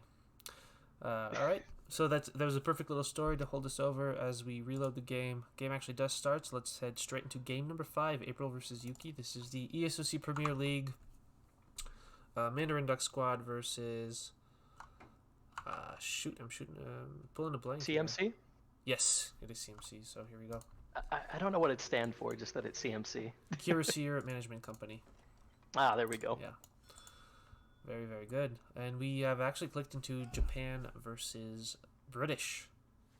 Cool. Okay. So bows versus bows, musketeers versus musketeers. Exactly, yeah. So this is going to be a great matchup to end this series off. These are play all 5s, but obviously this actually did go down to the last game. So both players fighting their hardest for their respective teams. Mm-hmm. So what do you think about this matchup, you yourself? I have a few ideas myself, but I'll keep my balance winding. So once again, we're seeing the immediate market from Japan that they can make use of that early gold. In this case, rather than buying wood with the gold, we saw immediate berry gathering upgrade. Yep. To note, on Florida, you actually do start with a market. Oh, yeah, you do start with a market. Oh, yeah. My bad. No, you're fine. But yeah, I mean, it I matters. actually think Japan has a bit of an advantage because having a free market is really good when you start with gold. When your civ starts with gold.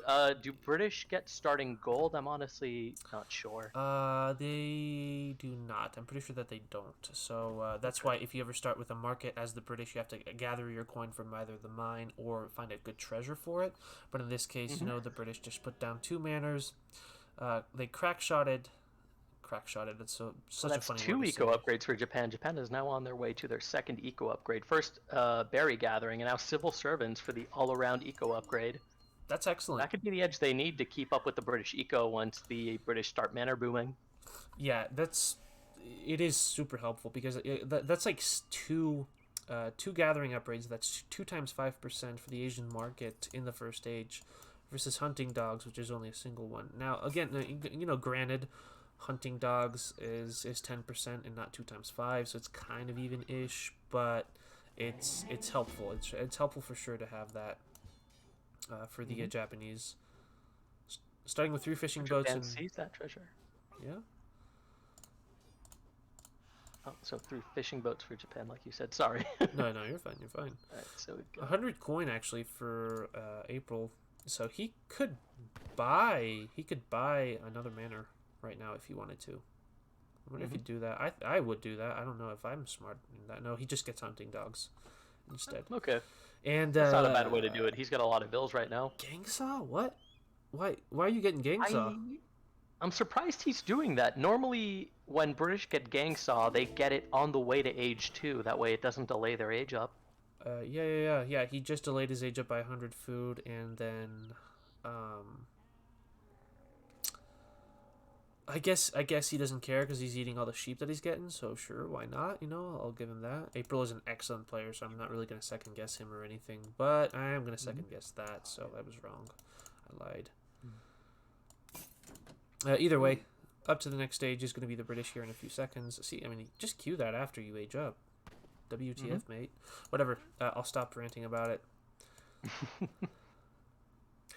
And here we have the 75 wood treasure that's going to be unscouted. It's going to go to Japan, yeah. By April, yeah. So Japan should be able to pick that up. We do have the Toshogu Shrine. No. All right, so we will be seeing a shrine boom. Actually, I think that's... Potentially? Is Yukietty running the shrine upgrade in Age 1 this game? I'm sorry, hold on 1 sec. Oh, yeah, okay. He is... No, yes, he is. Okay. He is. So kind of a water jet from Japan, so you have a lot of... so the fishing boats, you have Heavenly Kami, and then you have Enlisted Regulars. And then the rest is pretty standard Age 2, Age 3 Japan play. We see 5 Ashi in Age 2 for in case he needs to fight in Age 2, and then lots of military shipments in Age 3 so that he can be aggressive once he hits that fast fortress. Oh yeah. Yeah, no, it's about as standard as you get, so I'm really liking the deck from Yuki. Headed over to October, what do you think of his deck? Well, he's running Virginia Company, but he hasn't built a TC, so I don't think we're going to be seeing that. 700 wood, 600 wood. Yeah, very normal manor booming deck. He doesn't have 1,000 wood in Age 3, so he may spend Age 2 booming, doing some fighting, and then just go straight into nothing but military once he hits Age 3. Yeah, yep, I would definitely agree to that one. For the time being, though, just slapping down a bunch of manors. He did get his gang saw and hunting dog, so he's going to be able to really crank out those manors. Maybe even get an extra one. We'll have to see. Consulate coming out of Japan right now. And let's turn on the UI because I forgot. There we go. Yeah, so I guess really the question is, what are the players going to do upon their age up? We do have that age up coming out of April for now, 700 wood, fairly standard stuff. We do have the forward outpost coming in, so I think we're going to see some, forward barracks. Ooh. Just classic British aggression, I think, out of if he can keep the shrines contained, then he can make sure that he stays ahead of Yukietty. Yeah, pretty much. I mean, that is something that you want to do against Japan, is you really want to get their shrine count down and prevent them from... just having all the map control actually does kind of matter to Japan. So yeah, aggressive play here. We do have the Shinobi coming out of the consulate, so that's what he's going to use his age up export as. The barracks coming down as well. The second barracks upgrade. Yep. And then let's just have a look at the queue of April. We do have Longbowmen in queue. So again, Longbowmen are going to be really, really good at kind of like poking into the Japanese base just because of the range that they have. And they do trade pretty efficiently against Yumi. It is a numbers game, of course, but they're both units are relatively efficient against one another. So Yeah, it's strange to train those immediately rather than musketeers. I guess it makes sense since normally you don't see naginata from Japan until a bit later. Yeah, Japan does have naginata openings, but they're fairly rare, if you will. I do it sometimes myself, but of course I'm not actually a good Japanese player, so maybe you shouldn't be doing it. But yeah, the longbowmen at this point are a little bit uncontested, I think, from Britain, which is why he's going for that. Yeah, I think the issue with that is that normally the reason a hussar opening works is because they're a generic unit. They counter a couple things, but they're not a hard counter. They don't have any bonuses against anything. They just deal flat damage. Whereas the Naginata uh, performs worse versus heavy infantry, but better versus light. Exactly. Yeah, they're a So little bit more of a specialized unit, you know. yeah, so where five hussars can beat five musks, I don't think five Naginata can necessarily beat five musks, or at least not to the extent that five hussar can. Yeah, I would agree. Yep, that's a very, very good point. Some Yumi in queue here for Yukietty, and he does not have any Yumi in his deck, now that I look at it, so he's going to have to produce all of them. And then, the Shinobi raid, he actually does get a villager out of that, so... Though it does seem the shinobi are caught out now. Trying to pull trick that out for him, but I guess he's... Yep, there we go. Just ignoring the one caught by the explorer. Yeah. I mean, it is gone. The shinobi are Gone from this stealthed world. again. Yep. Perfect, that's exactly what he was going for. So now he's gonna have to bring the explorer back to find these, which is super annoying. Like that's really Yeah, it's very something time that... consuming. Yeah, I mean you don't want to waste time chasing shinobi in the back of your base as the British. Your barracks is forward. What you want to do is actually be harassing like what the Japanese player has in their base. More Yumi Yeah, coming now out. the Japan's gonna be able to mass up Yumi as the British hunt those shinobi. Yep, taking them out of stealth just now. Ooh, A player did that April really... not notice them? I don't know. Let's have a look at the line of sight. Nope, I don't believe that he did. Now he might have spotted that, but they're really at the edge. He has to be paying close attention, which he is. April is an excellent, excellent player. Should be able to get at least one of them down. The shinobi are faster though, so if... Oh, okay, one volley though does get them. Yep, the shinobi with 4.8 speed actually versus the longbowman standard 4. I think he's good now. That shinobi was pretty low on health, so if he comes back in for another raid, the villagers should be able to handle themselves. Yeah, 28 hit points. I mean, that's going to be more than enough. Another shinobi coming in. Is this going to be a potential Vil pickup? A lot of ninja play here. And April actually does... I think he melees that. Yep, there we go. He has to pull those melee, back. but it's not an efficient yeah, Yukietty's... It's smart that he moves his shinobi back, knowing that the Vil are going to go into melee. So... I think that Vil is going to go down. Oh, I'm sorry. Or did go down. Yeah. Oh no, very low on HP. Yeah. It almost did for sure. He definitely had to hightail it off that hunt, which is definitely like kind of a win for Yukietty. I think that's good for him. If not for great coats, that Vil would have definitely gone down. So good job on making sure to research great coats early on from April. Obligatory wink towards Harrison on that one. Yeah, I mean, I think Harrison does have a point with that. Often especially at high level like this, where sniping Vils can make the difference, great coats can just save you the eco. Yeah, I mean, it's 75 food, so it's worth less than a villager. As long as you save just one, you've made it pay for itself. So. And oftentimes you will go throughout the game. Oh my gosh, more shinobi raids. The explorer's right there, though. April must be so annoyed right now with these shinobi constantly coming in and trying to pick off Vils. Oh, let's have a look at what's going on over here as I missed that action just to track the shinobi. It's a little bit hard for for April to kind of push into this base. This is a Yumi wall situation. Another villager does go down. And a second one? I think so. Potentially. No. God, we're just Oh man, he's microwave. Yeah. God, yeah, April's had to pull back his army. He's now just fully focused on macroing Vils. He even had to call Minutemen. That's so annoying. These shinobi have absolutely gotten their worth, like proved their worth. Yeah, no, they've That's just like idle villagers as well. So pretty good. Now he's looking for them, but they're just gonna stealth out their way on this way. The explorer's not in the region. Just gonna go right back in. Yep. I guess he's waiting for the Minutemen to fall to 1 HP so he could snipe them with the Shinobi. Yeah. Yeah, he's not. Or he's just going right back to the villagers. Oh my goodness. We do have an age up being queued in by April nonetheless, and then in the meantime, interesting macro here from Yukietty. I think we'll be seeing an age up, assuming he sends what, 600 coin? I mean, that's a lot of food banked up right now. Oh, there it is. Yeah. Should probably just pull a few of those. So he is sending coin now, and he's macroing his shrines towards coin. So yeah, we should see, like you said, we should see an age up. I believe so.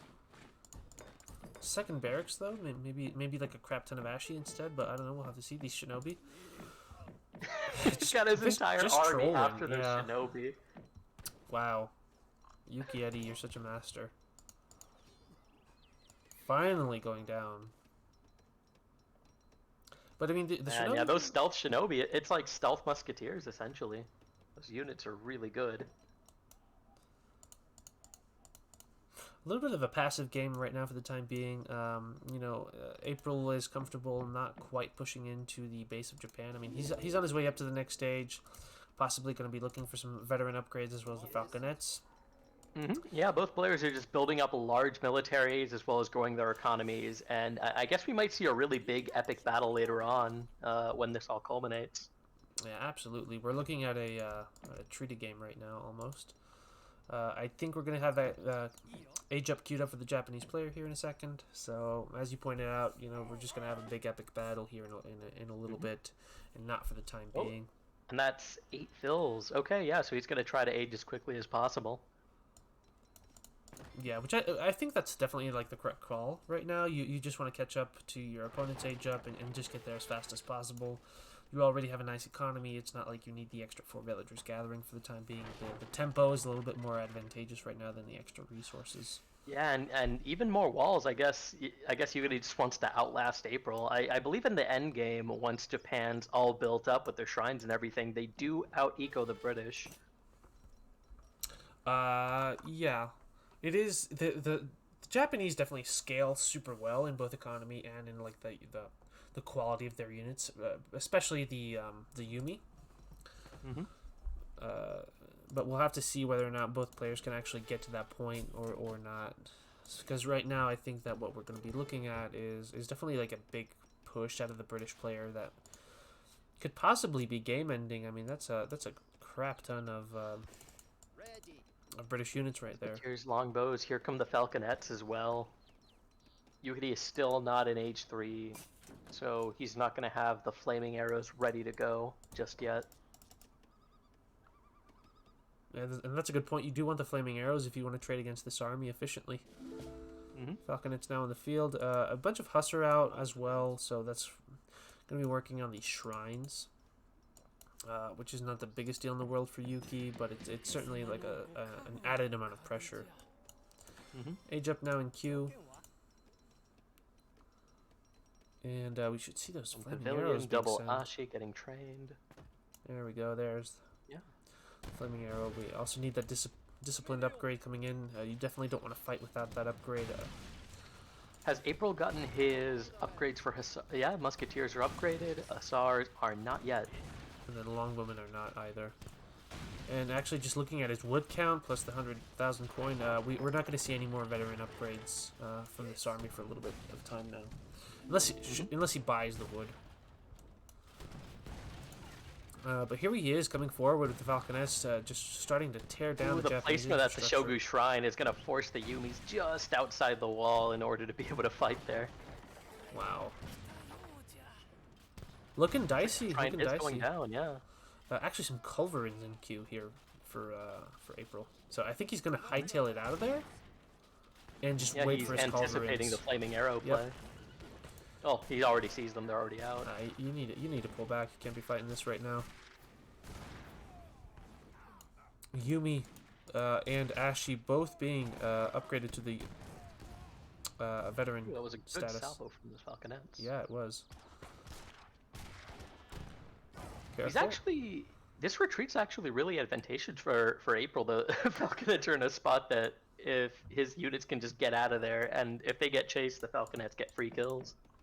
No, you're right. It is that. So what April did right there is that he had like that window of opportunity before the flaming arrows came out, and he did a fair amount of damage, and then he just kind of pulled back and regrouped with his culverins. Yeah, so I think that was actually a really big deal because losing the Toshogu Shrine really hurts Japan, especially in the late game.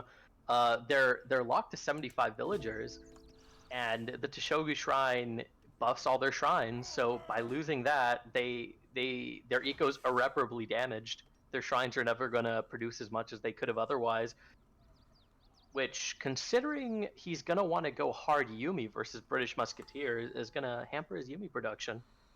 Normally, shrines are the best way for Japan to get lots of wood.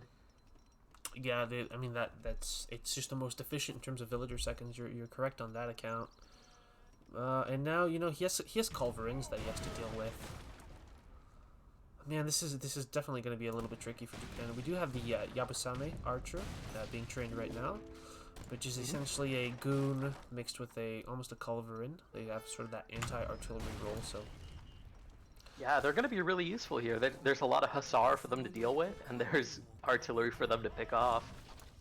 Just a very powerful unit. They don't really have trouble with anything that April has right now. I guess the longbows, but even then, their range resistance is massive. The only problem is their cost. They're very expensive units. Exactly. Yeah. Yeah. You're right to point that out. There's not a ton of Longwind on the field, and that's actually going to make it a little bit more difficult to snipe off those Yabusame. So, definitely some units to keep track of right now. We actually have 4 of them on the field currently. It looks like a couple more Yumi going to join the fray. Looks like we might go for a flank with them. Oh no! There goes one of the flaming arrows. Oh, that's brutal, actually. Poor position there. Oh, this is looking really, really good for April, unless those Yabusame can do some work. But there's only 4 of them, and the infantry, they're on the right side to be protecting, to be covering the artillery pieces. Here we go. Yabusame are going in. Is he going to lose a cult? Oh no, the infantry are ready. He saw it coming. Oh yeah, the Yabusame just go down very quickly to that huge infantry mass. Yeah, now the Falcon, it's just a free reign over all this infantry. 1 flaming arrow left on the Japanese side, but all those Yabusame, I mean, that was really expensive. That's 700 worth of coin in units just out the door. 1 Falconet does go down, however. Yeah, I believe that was the TC fire that picked it up. Yeah, I think you're correct. And 4 more Yabusame, they're actually going to rush it from in front now. Ooh, the infantry are in a bad position. The Yabusame just have such long range, it's going to take the infantry a good while to get there. 18 range, yeah, actually. They were able to pick one off. And then these walls just paying dividends right now against these hussars. So yeah, all the Yabusame need to do now is just give supporting fire while the infantry tank just help deal with the Huss. Ooh, I don't know if I like him sending the Yabusame out through the north side. He's just exposing them to the infantry. They're gonna go down. Yeah, so they're not gonna be able to do anything against the Culverin or the Falconet. And the Culverin, actually, that is pretty important right now. It does finally go down, but at this point, oh, he did have a flaming arrow left. Yeah, I think he shipped him. I could be wrong. Yeah, he shipped another 2. Actually, I don't think he So did. the Japanese double shipments. No. If we look at the Japanese deck, did he ship both? Yeah, he shipped double shipments of. Oh no, you're right. You're right. Flaming That arrows. doesn't quite show up on the UI the way it used to. So my bad on that one. No problem. All right, so kind of a stagnant position. We now have the GUA style of Falconets coming out of the British player right now. Was really doing his best to kind of like take out the Japanese, but like hasn't dealt a critical blow yet. And if anything, How low is the Japanese TC at this point? He was sieging it for quite a bit there. Oh, it's still got plenty of HP left. I think these shrines need to go. I think they cannot be left up right now. Well, I guess, but see, Japan's just kind of with such an right infantry base. Yeah, and I mean, what can April really do? If she's gonna siege those shrines, she's gotta separate her army, which then leaves her vulnerable, and she might get those he might get those culls picked off. Yeah, it's a little bit difficult. The Yabusame coming forward. Actually, ooh, Flaming Ooh, Arrow those picking off one falconets. Falconet. The Abusami picking off There the goes the second second one. one. Third one. Oh Wow, this man. is great. This is absolutely fantastic for Yuki. Yeah. Wow, he's cleaning up all 4 falcon. Oh, is it the last That one? one Nope. lives, but I Okay, mean, so he's able that, to preserve one, but it's very low HP. yeah, Like Yumi take a single shot at that and it's gone. exactly. More Culverins coming out right now. Which is definitely going to be helpful against the Flaming Arrows, but the problem is right now that the Japanese infantry are actually a little bit too scary for the British player to deal with without all the Falconets. Because the Longwomen, there's not a lot of them. The Musketeers do not really trade well versus Yumi at this point in the game. They do have Musketeer combat, I guess, so that is helping, but like it's it's still not the trade you want to be doing. So Yeah. What are the villager counts looking at? How ahead is April in terms of villagers? well, it does appear Or that settlers. we have 60 villagers on one side for the British, and then 55 for the Japanese player. And then obviously the Japanese player does have 150 pop. So there's some shrines helping out right there. I'd say the economies are probably about even. I can actually pull up this post game. That does not work. I think that's only for live games. But otherwise you can look at the post game and kind of look at the resources on both sides. Love this wall. Trying to make sure his Yumi will always be an advantage.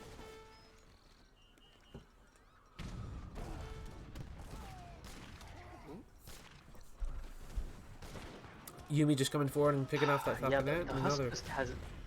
Yeah, they're right back behind the walls, so... April's invested so many resources into Hussars so far, but just has not been able to do much with them. There's always walls in the way.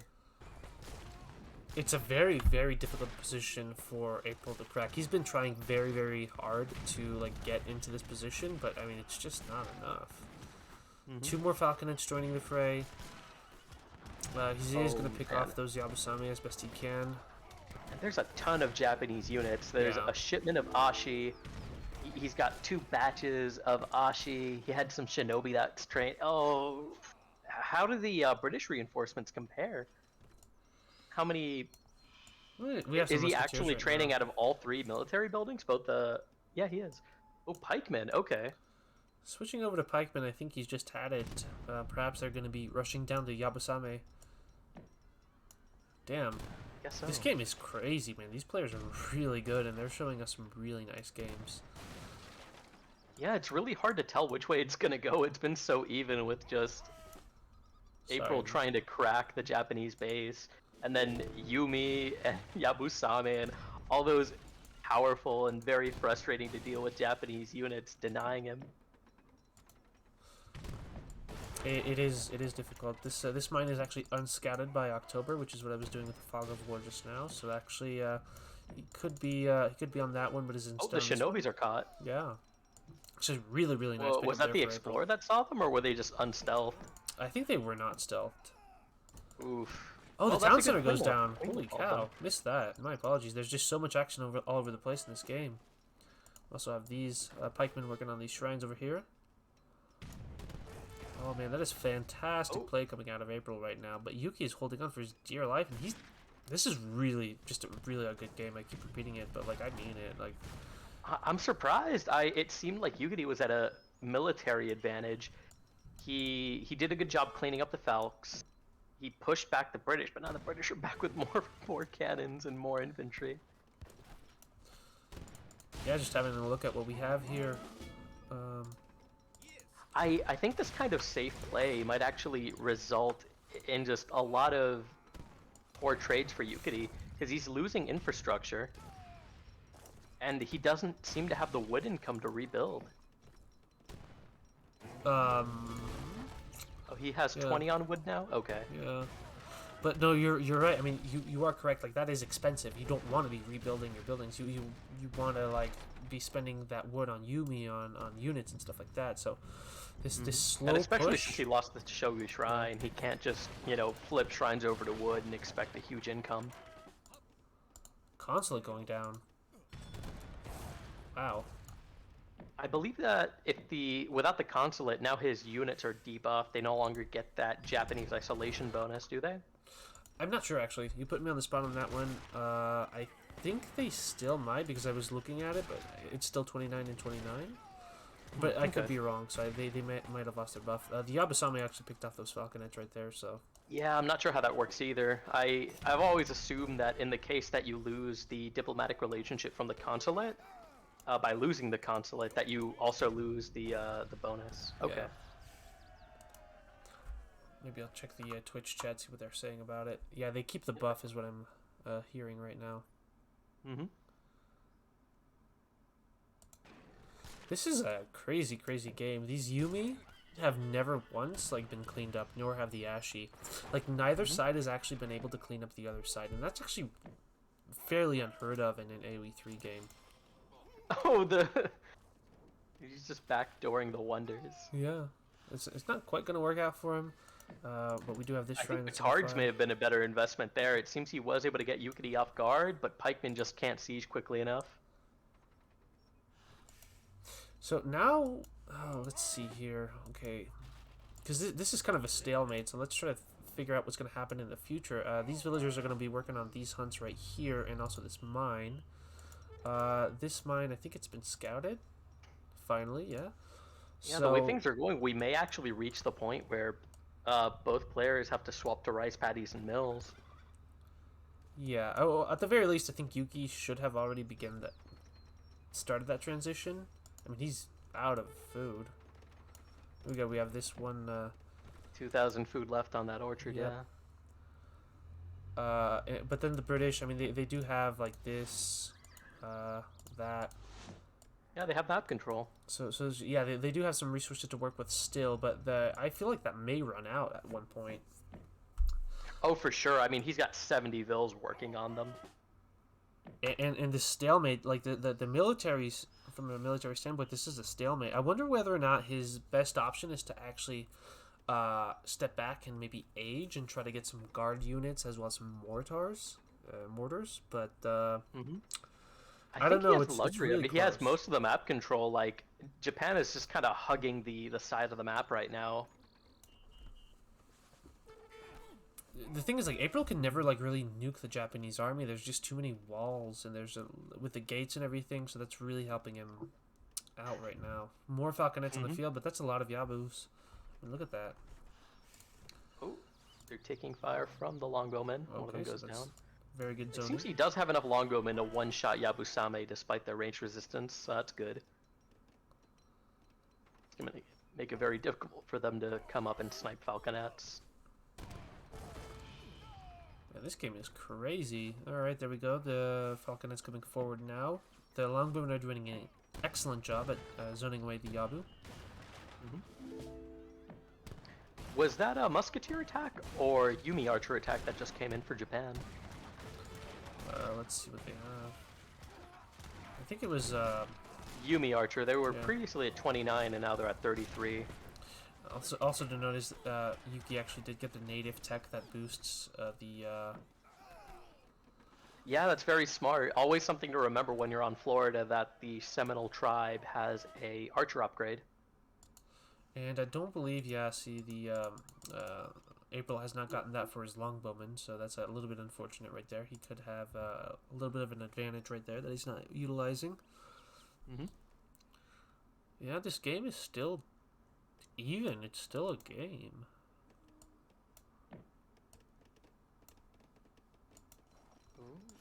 More shinobi raids. Yep, there we go. And actually looks like 2 villagers actually did go down. So this yellow number right here does indicate the amount of villagers that have fallen over the course of this game. So that is the 8th villager. He's sending his entire Hussar mass to go clean up those shinobis. I mean, you kind of have to. These guys are like 33 ranged attack right now. And April at this point is kind of like, okay, you know what? I can't do anything against this Japanese base. Like, I've been trying for the past 15 minutes. Oh, he loses a bill there. Yeah. So April is a little bit back to the drawing board, I think. Oh, and here comes the push. Yukietty's pushing. Does he have no flaming arrows? I don't see any in that mass. I do not believe so, no. So I guess he's just gonna rely on the Yabasame to take out those Falconets. Yep. That's 4 Falconets actually, so in only 5 Yabusame? Okay, so that's actually not going to be enough. Yukietty is a little bit in over his head right now. Yeah, he's also stuck in a choke point. The Falcs have that native TP to kind of cover them from any approach. I wonder if you take your Hussar and you just try to like flank this army or something, but maybe not. I think that's a little bit too slow of a play because you need the Falconets to be in the fight as well, so it's... Oh, I don't know. This is big. This is big. The Hussar are going to get that flank, the leftern flank caught. And I don't know, the Ashi are right there. I don't think he can. God, that is so close. You need to get these Falconets down here. Though I think this is a good choice from Yukietty. He needs map control. He's gonna, without map control, he's gonna run out of natural resources before Britain. And we're almost to that point.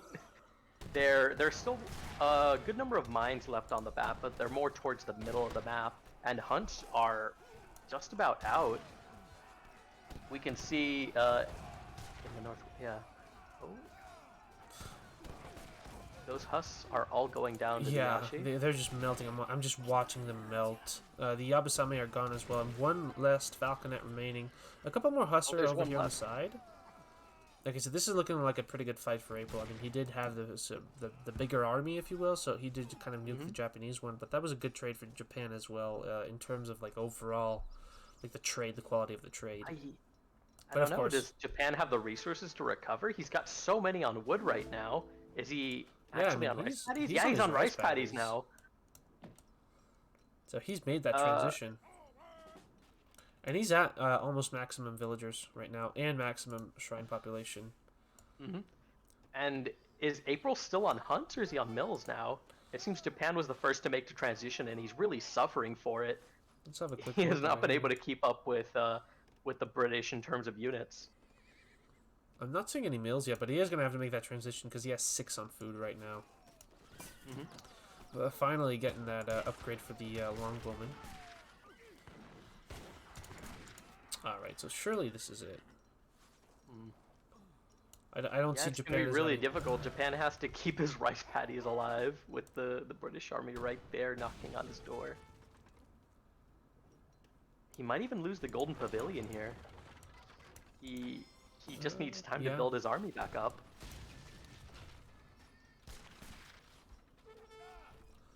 Steady as she goes. He's longbowman, fighting and trading with the Yumi. Ooh, I don't know. Japan just doesn't have the military numbers. What can he do? He's gonna lose the Golden Pavilion, and as soon as he does, his units are now inferior. Yeah, I think that Golden Pavilion is gone. I think that these longbowmen and the Falconet are going to be more than enough to zone away this. So the Musketeers and the Hussar are just going to be able to take care of the southern part of the Japanese base.